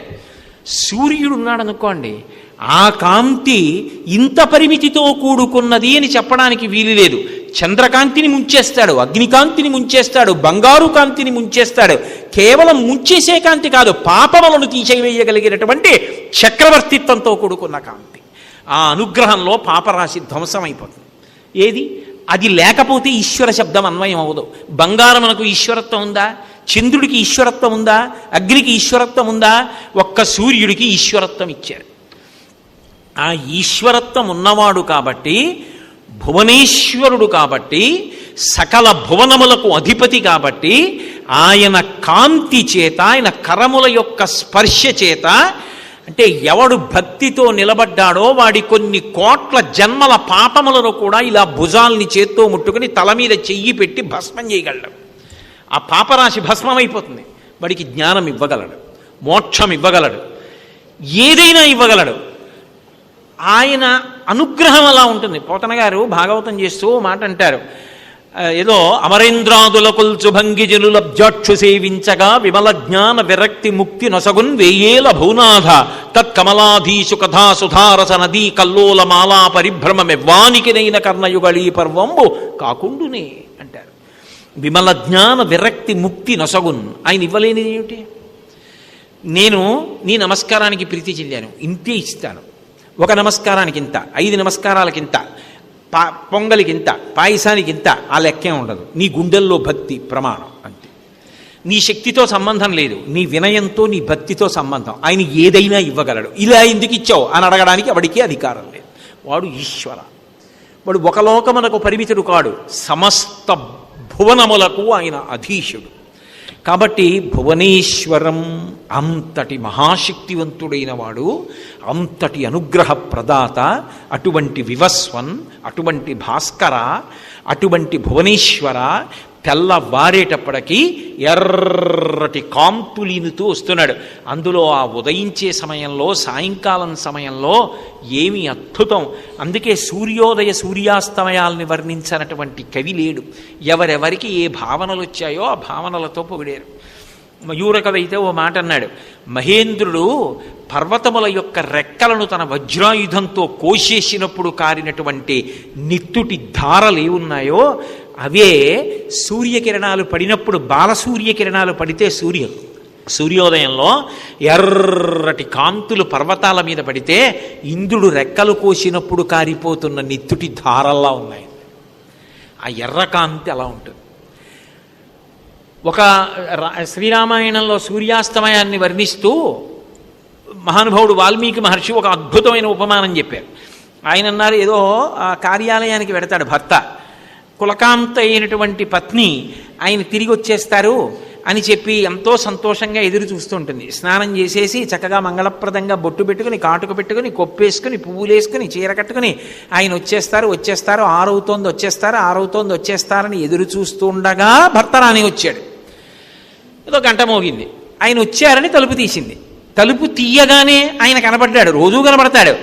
కానీ భర్త కదూ ఒక సంతోషం. ఆ భర్త కనపడగానే ఆమెలో అనురాగము పొంగుకొచ్చి ఆ బుగ్గలు, ఆ చెక్కిళ్ళు రాగరంజితములై అందులోంచి ఎర్రటి కాంతులు వచ్చాయి భర్తని చూడగానే. పడమటి దిక్కు అన్న కాంత సూర్యుడన్న భర్త కార్యాలయంలో పని ముగించుకుని ఇంటికి వస్తే తలుపు తీసి భర్తని చూసి బుగ్గలు రాగరంజితములైతే అవే ఆకాశంలో ఎర్రకాంతులు అన్నారు వాళ్ళు. అటువంటి కాంతులు కలిగినవాడు, ఒక్కొక్క కవికి ఒక్కొక్కలా గోచరమై అనుగ్రహించినవాడు. అసలు ఆయన స్పర్శలేని ఏ కావ్యం ఉందండి? ఆయన స్పర్శలేని ఏ పురాణం ఉంది లోకంలో? కాబట్టి భువనేశ్వరం అటువంటి మహానుభావుడు ఆయన రశ్మివంతం సముద్యంతం దేవాసుర నమస్కృతం పూజయస్వ వివస్వంతం భాస్కరం భువనేశ్వరం సర్వదేవాత్మకో హ్యేష. మహర్షి శ్లోకం దగ్గరికి వచ్చేటప్పటికీ ప్రయోగం మారుస్తున్నారు. ఏష అంటే సంస్కృతంలో అర్థం ఏంటంటే ఇదే అని. నేను ఆయన భారతీ తీర్థ మహాస్వామి, వారు కారణజన్ములు. వారు ఇక్కడే నరసారావుపేటలో పుట్టారు. చిన్నతనం నుంచి పరమ వైరాగ్య సంపన్నులు, అపారమైనటువంటి ధారణాశక్తి కలిగిన వారు. పాఠశాలకు కూడా పిలకతోటి మడిబట్ట కట్టుకుని వెళ్ళి చదువుకుని మధ్యాహ్నం ఇంటికి వచ్చి స్నానం చేసి సంధ్యావందనం చేసి మౌనంగా అన్నం తిని మళ్ళీ సమయానికి పాఠశాలకు పరిగెత్తేవారు. అంతటి మహానుభావుడు శృంగగిరి పీఠాన్ని అధివసించాడు అని నేను మీకు ఇలా చూపించి చెప్తున్నాను అనుకోండి. చెప్తుంటే మీరు నా వంక చూస్తారా వినేటప్పుడు, మధ్య మధ్యలో అటు చూస్తారా? నేను అలా చూపించకుండా చెప్తున్నాను అనుకోండి, నా వంకే చూస్తూ ఉంటారు. అందుకే ఉపన్యాసానికి ఒక విశేషం ఉంటుంది. అది మనిషిని చూస్తూ వింటే బాగా వంట పడుతుంది. నేను ఎక్కడో రహస్యంగా తలుపులు వేసేసి కూర్చొని ఇదే చెప్తాను, చెప్తే ఏం చెప్తాను, ఇదే చెప్తాను. నేను చెప్తుంటే మీ అందరూ బయట కూర్చొని విన్నారనుకోండి, మీకు ఆ ఏకాగ్రత కుదరదు. చూస్తూ వింటున్నారనుకోండి, బాగా వంట పడుతుంది. ఆ కళ్ళతో చూస్తూ చెవులు వినాలి.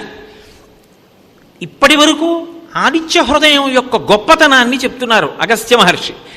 అదే ప్రకారంగా చెప్తూ వెళ్ళిపోవడం కాదు. రాముడు ఎంతో వినయంతో వింటూ అబ్బా అని వింటున్నాడు.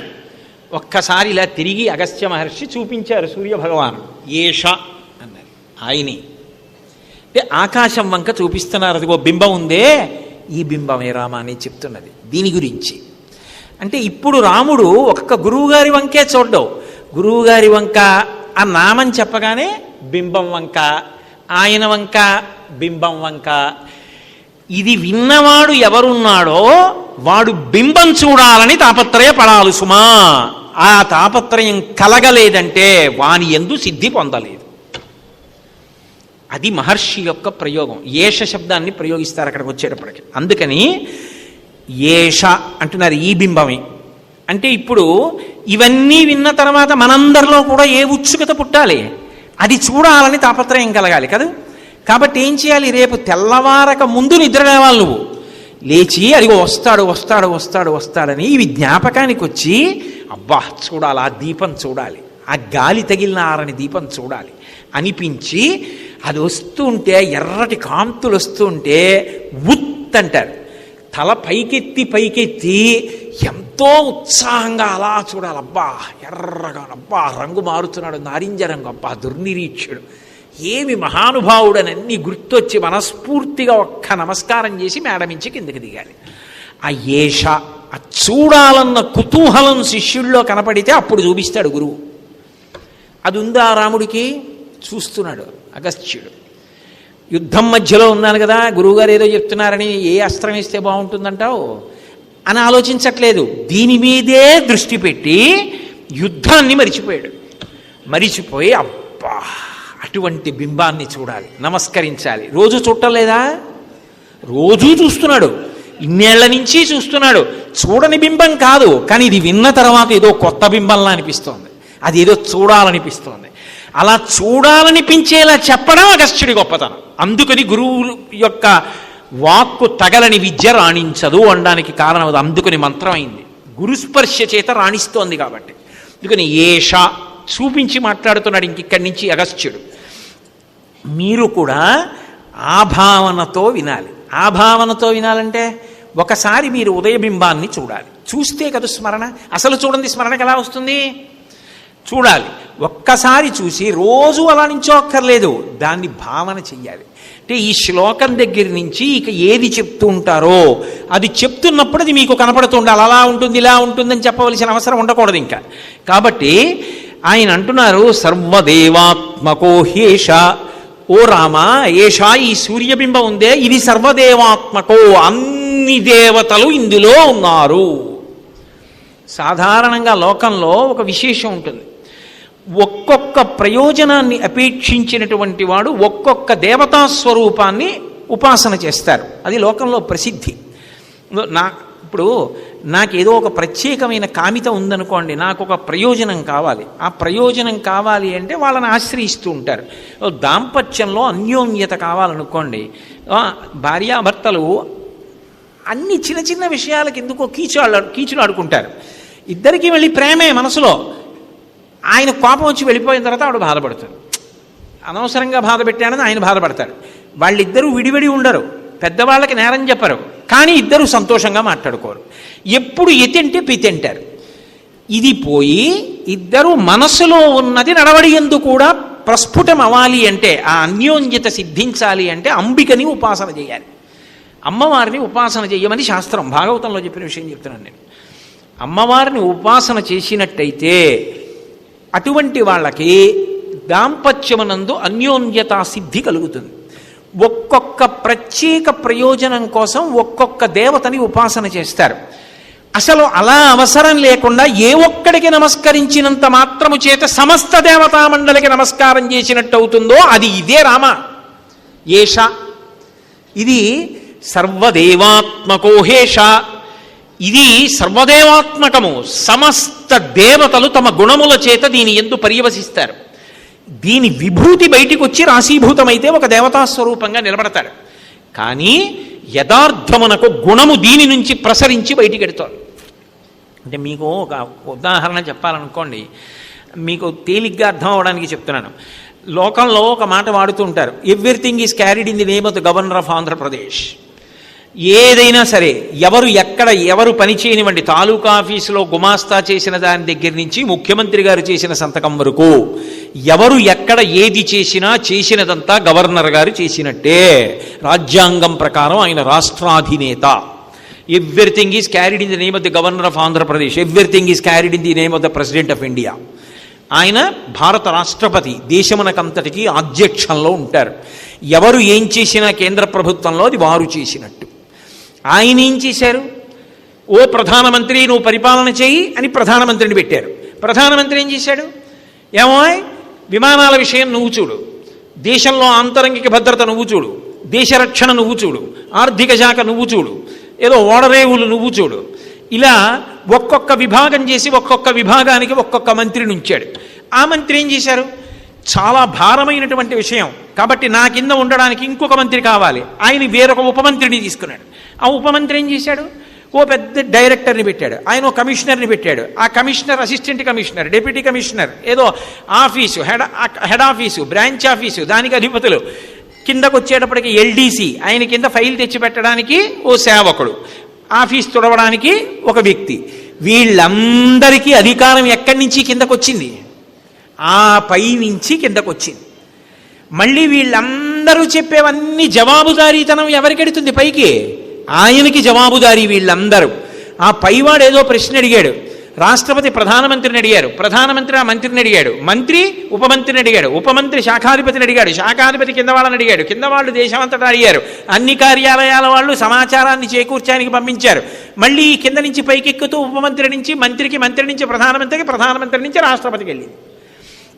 జవాబుదారీతనం కింద నుంచి పైకి, అధికారం పైనుంచి కిందకి. అధికారం పైనుంచి కిందకు వచ్చింది. ఆయన అక్కడెక్కడో ఉన్నాడు, ఆయన్ని మనం చూడం, కానీ దాంట్లో పనుంటే ఇక్కడ కలుసుకుంటాం. అలా ఆయన యందే సమస్త దేవతల యొక్క అధికారములు మూర్తీభవింపబడ్డాయి. ఆయన ఒక్కొక్క అధికారం ఒక్కొక్కళ్ళకి ఇచ్చాడు, ఒక్కొక్క తేజస్సు ఒక్కొక్కళ్ళకి ఇచ్చి నువ్వు ఈ పని చేయబోయే అన్నాడు. వాళ్ళు ఆ పని చేస్తున్నారు. కానీ వాళ్ళు చేస్తున్న పనికి సంబంధించినటువంటి విభూతి ఏదైతే ఉందో అది ఆయన యందే ఉంటుంది ప్రధానంగా. ఆయన ఉపసంహారం చేయగలడు, ఇవ్వగలడు. ఇది ఆయన శక్తి. అందుకని సర్వదేవాత్మగోహ్యేష, అందరు దేవతలు ఆయన యందే ఉన్నారు. ఎలా? మీకు నేను ఒక ఉదాహరణ చెప్పాలి అంటే, ఆయన అందుకే మీరు ఎదర చూస్తే ఇక ఇక్కడి నుంచి వచ్చేటటువంటి శ్లోకాలన్నీ కూడా ఆయన్ని పరబ్రహ్మంగా నిరూపణం చేస్తుంటాయి. అందుకే ఏష బ్రహ్మ చ విష్ణుశ్చ శివస్కంద ప్రజాపతి. ఆయనే బ్రహ్మ, ఆయనే విష్ణువు, ఆయనే శివుడు, ఆయనే మరుత్తులు, ఆయనే యముడు, ఆయనే కాలం, ఆయనే సోముడు, ఆయనే అన్నీ, అన్నీ ఆయనే, అన్నీ ఆయనే, అన్నీ ఆయనే. విడివిడిగా ఎలా అర్థమయ్యేటట్టు అగస్త్యుడు బింబం చూసి చెప్తున్నాడు. బింబం చూపించి చెప్తుంటే రాముడికి వివరణ చేస్తున్నాడా? అక్కర్లేదు. రాముడి సమర్థత అటువంటిది, ఆ గురువు యొక్క తేజస్సు అటువంటిది. ఆయన వివరణ చెయ్యక్కర్లేదు, ఆయన సన్నిధానమనందు అనుమానం ఉండదు. అలా చెప్తూ అర్థమయ్యేట్టు చెప్పేయగలడు. అలా ఉంటుందా లోకంలో? ఉంటుంది. భగవాన్ రమణుల దగ్గరికి బోలెడన్ని ప్రశ్నలు రాసుకుని వెళ్ళాడు ఒక ఆయన. ఆ ప్రశ్నలన్నీ అడుగుదాం అనుకున్నాడు. ఆయన ఏదో సోఫా లాంటి దాంట్లో ఇలా చెక్కిలికి చెయ్యి చేర్చి పడుకుని ఉండేవారు రమణ మహర్షి. రమ్మన్నారు. ఏవో చాలా ప్రశ్నలు ఉన్నాయట ఆయనకి, మిమ్మల్ని అడుగుతారట అన్నారు. ఆయన మౌనం, మాట్లాడరు అన్నారు. వెళ్ళండి అడగండి అన్నారు. ఆయన వెళ్ళి కూర్చున్నాడు. కూర్చుని జేబులోంచి కాగితం తీసి ఇలా చూశాడు రమణ మహర్షి వంక. అలాగే ఉన్నాడు. ఆయన ఇలా చూస్తున్నారు, ఈయన ఆయన వంక చూస్తున్నాడు. ఈయన కాగితం తెచ్చానని కానీ, ప్రశ్నలు ఉన్నాయని కానీ, అడగాలని కానీ మరిచిపోయాడు. అన్నీ అయిపోయిన తర్వాత జేబులో కాగితం పెట్టుకుని బయటికి వెళ్ళిపోయాడు. ఆయనతో వచ్చిన వాళ్ళు అన్నారు, అడిగారా అని అడిగారు. ఏం అడగడం, అడగవలసిన అవసరం లేకుండా అన్ని ప్రశ్నలకి జవాబులు నాకు ఆయన మౌనం చూపుల్లోంచి వచ్చేసాయి. అది మౌన వ్యాఖ్య. ఒక్కొక్కసారి మాటతో వ్యాఖ్య ఉండదు, మౌనంతో వ్యాఖ్య ఉంటుంది. అంటే నోటితో చెప్పవలసిన అన్నాను అనుకోండి, మీరు ఉలిక్కి పడ్డారా, రమ్మంటున్నారేమో ఏమిటి అని. నేనేం నోటితో రెండు అనలేదు, ఇలా అన్నాను. అంటే బాబు ఇదేమిటి నన్ను రమ్మంటున్నారు, ఏమైందో ఏమిటో, ఏమైనా తప్పు జరిగిందని కంగారు పడిపోతారు. నోటితో చెప్పకుండా మౌనంగా ఇలా అనడం ఒక వ్యాఖ్య. అలా కూడా అనకుండా ఇలా ముద్ర పట్టడం అవతల వాళ్ళకి అర్థమైపోయింది. దక్షిణామూర్తి జైలా మౌన వ్యాఖ్యా ప్రకటిత పరబ్రహ్మతత్వం యువానం వర్షిష్టం తేవ సదృశగణైరవృతం బ్రహ్మరిష్టై ఆచార్యేంద్రం కరకలిత చిన్ముద్రమానందరూపం. అలా కూర్చుని ఆయన మౌన వ్యాఖ్యతోటి కూర్చున్నటువంటి సనకసనందనాది మహర్షులందరికీ కూడా జ్ఞానకటాక్షం చేశాడు. స్తోత్రం ఒక్కటి చెప్తూ, ఆదిత్య హృదయ మాలామంత్రాన్ని చెప్తూ, వివరణ అవసరం లేకుండా ఏష ఏష అని బింబాన్ని చూపిస్తూ అన్నీ అవగతమైపోయి ఆ సంతోషపడిపోయేటట్టు రాముడి యొక్క సమర్థత వలన, గురువు అనుగ్రహం వలన అగస్త్యుడు సాధిస్తున్నాడు. అది ఒక్కొక్కచో మన అదృష్టం కలిసి వచ్చిందనుకోండి, మనకు అర్థమయ్యేటట్టు చెప్పగలిగిన వాడు దొరుకుతాడు. మన అదృష్టం ఉండకపోతే 2 గంటలు ఆయన మాట్లాడి పెడతాడు, కానీ మనకేం అర్థం అవ్వదు. కాబట్టి సర్వదేవాత్మకో హ్యేష, అందరూ దేవతలు ఆయన యందే ఉన్నారు. మీకు నేను ఒక్క మాట చెప్తాను, మీరు పట్టేసుకుంటారు. నేను ఎంతో వివరణ చెయ్యవలసిన అవసరం ఉండదు, ఎందుకంటే ఎదర కొన్ని విషయాల్లో నేను ఎలాగో ఈ మాటల్ని వివరణ చెయ్యవలసి ఉంటుంది. కాబట్టి కేవలం ఒక ఉదాహరణ మాత్రంగా మీకు ఒకటి చూపిస్తాను. అగ్ని అని నేను అన్నాను అనుకోండి. అగ్ని అనగానే ధర్మం ఏమిటి? వేడిగా ఉంటుందండి అంటాం కదా. అంతేగాని అగ్ని అంటే అగ్ని ఎలా ఉంటుంది అనేటప్పటికీ చాలా ఆలోచించాలండి, రేపు చెప్తానంటావా. అగ్ని వేడిగా ఉంటుంది. సూర్యుడు మధ్యాహ్నం అయిందనుకోండి ఎలా ఉంటాడు? వేడిగా ఉంటాడు. గ్రీష్మ ఋతువు వచ్చిందనుకోండి ఎలా ఉంటాడు? వేడిగా ఉంటాడు. ఆ వేడిలో కాలిపోతుందా లేదా? ఆ వేడికి మలమలలాడిపోతున్నామా లేదా? ఇంటి గోడలు కూడా వేడెక్కిపోతున్నాయా లేదా? అయ్య బాబోయ్ ఏమీ వద్దు, చల్లగా ఏమైనా ఇద్దు చాలు, ఏమైనా పళ్ళరసం ఇద్దు చాలు, అన్నం వద్దే, ఏమైనా తినబుద్ధి వేస్తే కదూ, ఒక్క కబళం ఒక్క ముద్ద తినేటప్పటికీ గ్లాసుడు మంచినీళ్ళు తాగేస్తున్నాం, మంచినీళ్ళతో కడుపు నిండిపోయి నీరస పెట్టేస్తోందండి, అన్నం తినలేకపోతున్నాం వేడికి అంటాడు. ఆ వేడి చేత శోషింపచేసేస్తాడు. అగ్ని ఏం చేస్తాడంటే అగ్ని తప్తం చేసేస్తుంది, తపించిపోతాడు ఎవడైనా సరే. అగ్నికి దగ్గరగా వెళ్ళాడు అనుకోండి తపించిపోడు. సూర్యుడు అడుగు ముందుకి రాడు, కానీ అక్కడే ఉండి తపింపచేసేస్తాడంతే, లోకాన్ని తపింపచేసేస్తాడు, అంత వేడినిస్తాడు. ఇప్పుడు ఆ ధర్మం ఆయన ఎందున్నప్పుడు ఆయన ఎవరవుతారు? అగ్నిహోత్రుడు అవుతాడు. ఇప్పుడు ఆయన ఇంకా వేడినివ్వడానికి దిగొచ్చాడు అనుకోండి, అగ్నిగా నా ధర్మం చూపిస్తానని వచ్చాడు అనుకోండి, అసలు ఆ ధర్మం చూడడానికి ఎవరు ఉండరు కాదు. ఆ ధర్మం చూడ్డానికి ఎవరు ఉండరు కాబట్టి ప్రయోజనాన్ని ఇవ్వడానికి మాత్రం అగ్నిగా దిగొస్తాడు. మళ్ళీ మీ మాట ఏదో అయోమయంగా ఉంది మాకు అంటారు మీరు, నాకు తెలుసు. ప్రయోజనాన్ని ఇవ్వడానికి అన్న మాటలో అర్థం ఏమిటంటే అగ్నిగా దిగాడు అనుకోండి 3 ప్రయోజనాలు ఇస్తాడు. అగ్ని అన్న పేరుతో కిందకు వస్తాడు. కిందకు వచ్చినప్పుడు ధర్మం అదే, వేడే, వంట చేసి పెడతాడు. ఇంట్లో ప్రతి ఇంటిలోనూ వంట బ్రాహ్మణుడెవరు? అగ్నిహోత్రుడే. హవ్యం మహతి దేవానాం కవ్యం కవ్యాసినామపి పాకంచ కురుతే వహ్ని శంకరస్య ఇవ శాసనాత్. ఆయన ప్రతి ఇంటిలో వంట చేస్తున్నాడు. ఇంతమంటే వెలుగుతోంది, ఇంతమంటే వెలుగుతోంది కాబట్టి వంట అవుతోంది. ఆ పెద్ద ముద్ద కిందకి దిగొస్తే వంట చేయవలసిన అవసరం ఉండదు, మనం ఆయనకి వంట అయిపోతాం. అందుకని అగ్నిగా దిగొస్తున్నాడు. అగ్ని అన్న పేరుతో దిగొస్తే ఎంత పరిమితిలో ఎంత వేడిలో నీకు కావాలో అలా నువ్వు ఆయన్ని వాడుకుంటున్నావు.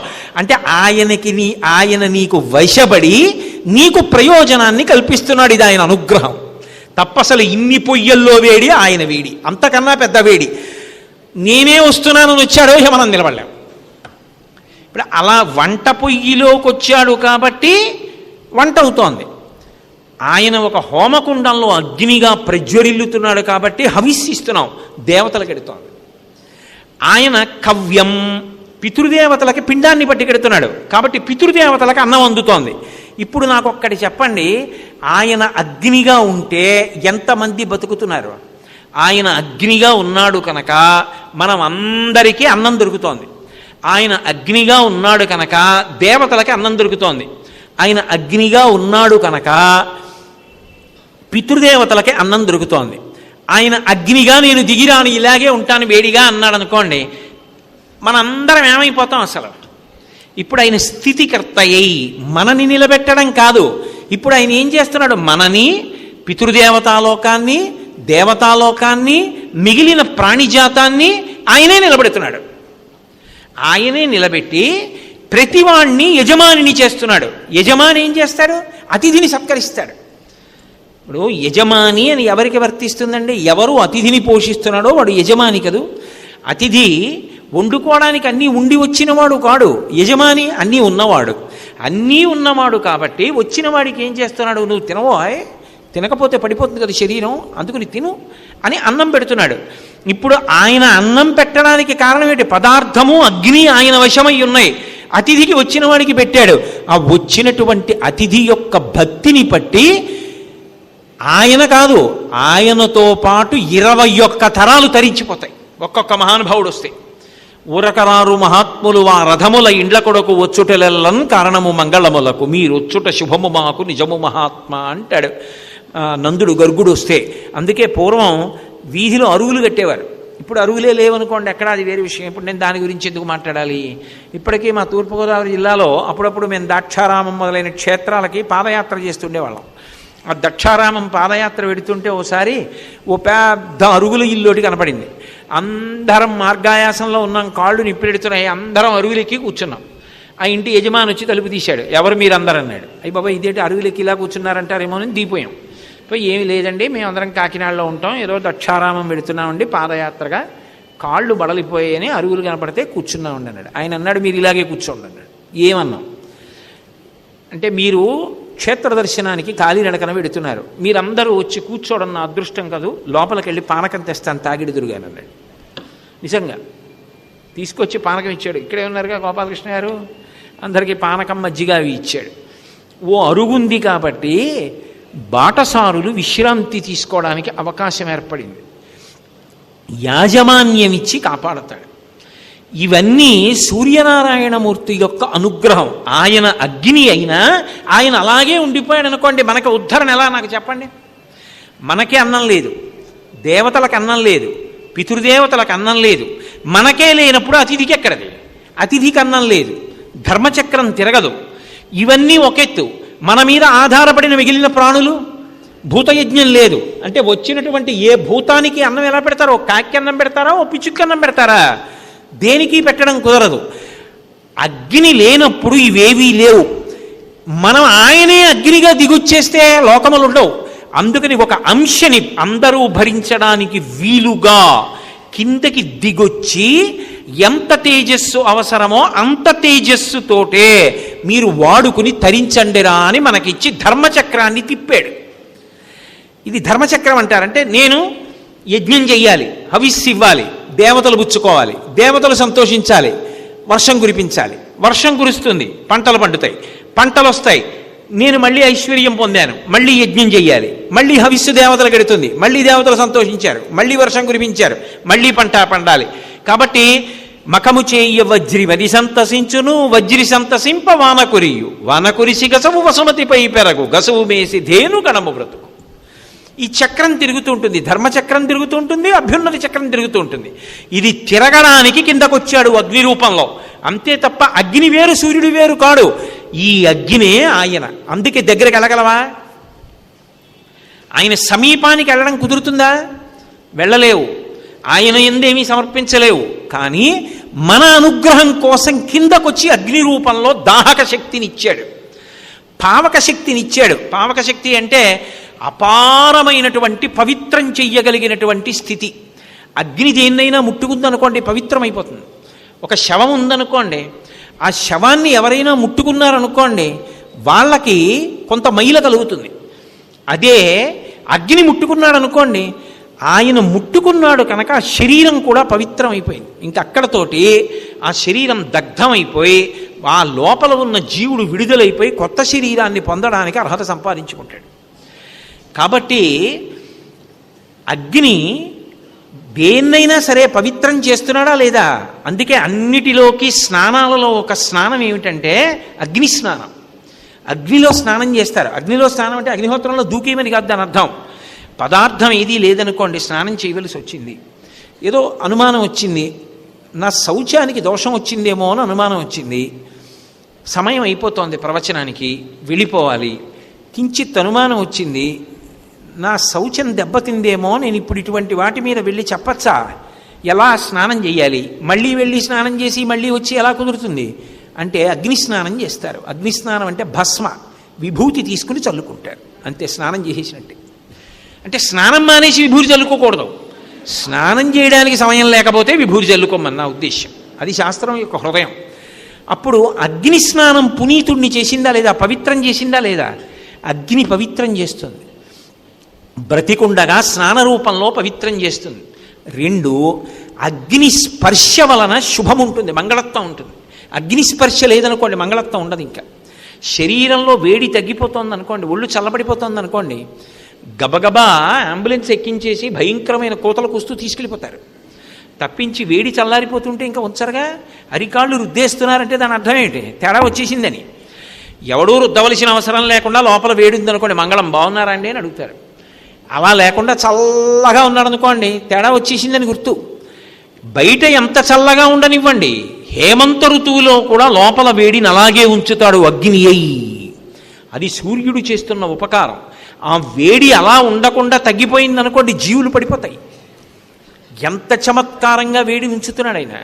ఉంచి రక్షిస్తున్నాడా లేదా? కాపాడుతున్నాడా లేదా? అలా ఉంచుతున్నవాడు ఎవరో తెలుసా? రామా, వీడే. అలా కనపడుతున్నాడా? వాడే ఇన్ని ఉపకారాలు చేస్తున్నవాడు. అసలు ఇంకొక పెద్ద తమాషా ఏమిటో తెలుసా రామా?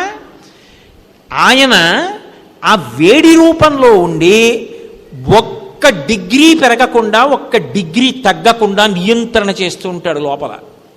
అలా ఉండేవాడు కూడా ఆయనే. ఉండవలసినటువంటి వేడి కన్నా ఒక్క డిగ్రీ ఎక్కువ వచ్చిందనుకోండి, వెంటనే తలపోటు వచ్చి, ఒళ్ళు నొప్పులు వచ్చి, తిన్నది ఏమీ వంట పట్టక, సహించక, అబ్బా వెళ్ళి పడుకుందాం అనిపిస్తుంది. ప్రవచనం ఏం చేస్తాను? ఒక్క డిగ్రీ తక్కువ అయిందనుకోండి, అప్పుడు ప్రమాదమే. ఒక్క డిగ్రీ పెరగకుండా, ఒక్క డిగ్రీ తరగకుండా ఇక్కడ దిగి ఏసీ కారు ఎక్కినా, ఏసీ కారులోంచి ఇన్ని దీపాల మధ్యలో కూర్చున్నా లోపల వేడిని అలాగే ఉంచి, ఏసీ ఎక్కాడని తగ్గిపోకుండా, ఇన్ని దీపాల మధ్యలోకి వచ్చాడని పెరిగిపోకుండా అగ్నిని అలాగే ఉంచాడు. కాబట్టి భవతి ఉన్నాడు అని మంగళప్రదంగా తన జీవితంలో ఒక పుణ్యకార్యాన్ని చేయగలుగుతున్నాడు. ప్రవచనం చేశానన్న తృప్తిని పొందుతున్నాడు. వాడు లోపలుండి అలా నియంత్రణ చేయకుండా ఇంత వేడి మధ్యలో కూర్చున్నావు, నీ కర్మ 2 డిగ్రీలు పెరిగిపోయిందంటే, ఏసీ కారు ఎక్కావు 2 డిగ్రీలు తగ్గిపోతుందంటే, చల్లగా ఉన్నా వేడి నుంచుతాడు, వేడిగా ఉన్నా వేడి పెరగకుండా చూస్తాడు. ఎవడు లోపల నియంత్రణ చేస్తున్నవాడు? వాడే. ఏష వాడే చేస్తున్నాడు రామ. ఇప్పుడు ఈ కంటికి కనపడకుండా ఇవన్నీ చేస్తున్నాడు. మీరు ఒకటి గమనించండి, ఇవన్నీ ఎవరైనా కనపడి చేస్తున్నారా? కనపడి చేయట్లేదు. ఇంత ఉపకారం చేసిన వాడిని చూడాలని అనిపించాలా వద్దా? మానవ ధర్మం కదా. నాకు చిన్న ఉపకారం ఎవరో నా చాట్న చేశారనుకోండి, అయ్యి బాబోయ్ ఎంత ఉపకారం చేశారండి అంటాను. నాకు ఏదో వెయిటింగ్ లిస్ట్లో ఉందండి టికెట్, రాత్రి ప్రయాణం చేయాలి, రేపు పొద్దున్న ప్రవచనం చేయాలి, ఎక్కడికో ఊరెళ్ళి వెయిటింగ్ లిస్ట్ కన్ఫర్మ్ అవ్వలేదు. అయ్యి బాబోయ్ ఎలాగండి అంటే, ఎవరో అన్నారు, ఏమండి మీ ఎందుకు చాలా ప్రేమ కలిగిన వాళ్ళు ఒక ఆయన ఉన్నారండి, ఆయన చాలా పెద్ద అధికారి, ఆయనకి చెప్తే ఆయన వెంటనే దీన్ని కన్ఫర్మ్ చేస్తారు ఈక్యూలో పెట్టి అని చెప్పి ఆయన ఎవరికో చేశాడు. అయ్యో కోటేశ్వరరావుకి ఇబ్బంది వచ్చిందా, ఉండండి కన్ఫర్మ్ చేయిస్తానని ఆయన ఎవరికో ఫోన్ చేశాడు. వెంటనే ఇదేంటి అటు నుంచి ఫోన్ వచ్చింది, మీరు టికెట్ కన్ఫర్మ్ అయిపోయిందండి, లోయర్ బెర్త్ అడిగారు కదా, లోయర్ బెర్త్ ఇచ్చేశారు అన్నారు. ఇప్పుడు నేను ఎంత సంతోషపడిపోయి ఆయన ఎవరైనా అడగకుండా రైలు ఎక్కుతానా, ఎవరండి ఆ మహానుభావుడు అంటే, ఫలానా వారండి, ఈ మాట ఎప్పుడైనా ఒకసారి చూపిద్దరు, ఏమంటే ఆయన మిమ్మల్ని రైలు ఎక్కించడానికి వస్తున్నారు ఇప్పుడు అన్నారనుకోండి, ఓ 50 మంది ఉన్నా నేను వీడిని పిలిచి ఎవరండి ఆయన టికెట్ కన్ఫర్మ్ చేయించానంటే, అదిగో ఆయనేనండి, ఆయన ముందుకు రారు, అదిగో వెనక్కున్నారంటే నేనేం చేస్తాను, అయ్యా ఒక్కసారి ఇలారండి మహానుభావం, మీ వల్ల ఇవాళ ప్రశాంతంగా చేస్తున్నానండి, చాలా సంతోషం అని నేనే ఆయన చేతులు పట్టుకుంటానా పట్టుకోనా. ఇప్పటి వరకు ఆయన కనపడకుండా ఉపకారం చేశాడు, ఇప్పుడు కనపడగానే నా కృతజ్ఞత పెళ్ళుబుకింది, పెళ్ళుబకాకపోతే నేను మనిషిని కాను. కృతజ్ఞో నాస్తి నిష్కృతి. ఇన్నాళ్ళు వాడు చేసిన ఉపకారం తెలిసి ఉండకపోవచ్చు, ఇవాళ తెలిసింది. ఏష రేపు వాడిని చూడాలని ఉత్సాహం పుట్టాలా, వాడిని చూడగానే అబ్బా అని నమస్కారం చేయాలా, రెండూ చేయకపోతే దోషం ఆయనకా నాకు కాదు. ఇది చెప్పారా, చెప్పక్కర్లేదు, లోకానికి చెప్తున్నారు, రాముడికి చెప్తున్నారు. ఎందుకు చెప్తున్నారు, రాముడికి కావలసిన పని కూడా ఆయన వలనే జరగాలి. అందరు దేవతల అనుగ్రహము నీకు కలగడమే రావణ సంహారమునకు కారణము, నీకు కలిగింది అనుగ్రహం, అటు కలగలేదు కాబట్టి పడిపోతాడు. కాబట్టి రామ ఎక్కడో వెళ్ళి నమస్కారం చెయ్యాలనుకోకు, ఏషా వీడికి చెయ్యి, అందరికీ చేసేసినట్టే, ఎక్కడికో వెళ్ళి చెయ్యక్కర్లేదు, ఇక్కడ నిలబడి చేసేయి చాలు. అక్కడికి వెళ్ళాలంటే తలస్నానం చేసి వెళ్ళాలి, లేకపోతే ఒంటి మీద స్నానం చేసి వెళ్ళాలి, ఓ పంచె కట్టుకుని వెళ్ళాలి, ఓ పువ్వో పండో పట్టుకుని వెళ్ళాలి. ఇక్కడ అవేం లేవు, ఇలా అను చాలు. మీ ఇంటి మేడ మీదే నించో, మీ ఇంటి గుమ్మంలో నించో, అలా ఎదురుగుండా ఇలాను, ఆయన పొంగిపోతాడంతే. నువ్వు చేతిలో పువ్వు పట్టుకున్నావా, పండట్టుకున్నావా, కాయట్టుకున్నావా, పొద్దున్నే లేచావా, స్నానం చేసావా, తలస్నానం చేసావా, గోచి పోసావా, పంచకట్టుకున్నావా, పట్టు పంచ, పెద్దంచు పంచ, చిన్నంచు పంచ, ఇవన్నీ ఆయన అడగడం. ఏష వాడు వీడు, వాడే మీ ఇంటికి వచ్చాడు, ఒక్కసారి చూడు. ఇది అక్కడి నుంచి ఈ ఉపదేశం ఎప్పటికీ అలాగే ఉంది రామాయణ అంతర్గతంగా. అందుకే జాతి ఋషులకు రుణపడింది. అగస్త్యుడికి, వాల్మీకి మనం రుణపడిపోయాం. ఆ రుణం తీరేది ఎలా అంటే వాళ్ళని పొగిడితే కాదు, వాళ్ళు ఇచ్చిన స్తోత్రాలు చదువుకుంటే. ఆ స్తోత్రం చదివితే వాల్మీకి రుణం తీరుతుంది, అగస్త్యుడి రుణం తీరుతుంది. కాబట్టి సర్వదేవాత్మకో హ్యేష, అందరూ దేవతలు రామ ఈయన ఎందే పర్యవసించారు, అందరూ ఆయన ఎందే ఉన్నారు. ఇలా నేను ఒక్కొక్క దేవతా స్వరూపం ఆయన ఎందు ఎలా ఉంటుంది చెప్తే ఈ నామం దగ్గరే ఆగాలా వద్దా? ఆ తర్వాత వివరణాత్మకంగా మళ్ళీ అగస్త్య మహర్షి చెప్తారు రాముడికి. చెప్తున్నప్పుడు ఒక్కొక్కటి చెప్తారు. అది ఎలా వస్తుందో అప్పుడు నేను మళ్ళీ కొన్ని వివరించి చెప్తాను. అందుకని అక్కడ వరకు ఒకటి ఉదాహరణగా, మీకు తెలియదని కాదు, మీకు అన్నీ తెలుసు. ఎందుకు చెప్పాలంటే అన్నీ తెలిసిన్నా ఏమీ తెలియని వాళ్ళల్లా కూర్చుంటే తెలియని వాడు ఒకడు చెప్తాడన్న వినయంతో కూర్చున్నందుకు చెప్పాలి, అందుకు చెప్పడం. కాబట్టి సర్వదేవాత్మకో హ్యేష తేజస్వీ రశ్మిభావన. ఏషా ఈ సూర్యుడు తేజస్వి. తేజస్వి అంటే కాంతి కలిగిన వాడు, మళ్ళీ గొప్ప తేజస్సు ఉన్నవాడు. మళ్ళీ కాంతేనా కాదు, తేజస్వి అనడంలో గొప్ప తేజస్సున్నవాడు అన్న మాటకి ఒక విశేషమైనటువంటి అర్థం చెప్తున్నారు. ఏమిటి అర్థం? రేపు సాయంకాలం 6:30 తిరిగి కలుసుకున్నప్పుడు భగవానుడు పలికించినంత మేర పలుకుతాను. మంగళాశాసనపరై వేదాచార్య పురోగమై సర్వైశ్చ పూర్వైరాచార్యై సత్కృతాయాస్తు మంగళం. మంగళం కోసలేంద్రాయ మహనీయ గుణాత్మనే చక్రవర్తి తనూజాయ సర్వభౌమాయ మంగళం. ఉమాకాంతాయ కాంతాయ కామితార్థప్రదాయినే శ్రీగిరీశాయ దేవాయ మలినాథాయ మంగళం. సర్వం శ్రీ ఉమామహేశ్వర పరబ్రహ్మార్పణమస్తు. స్వస్తి.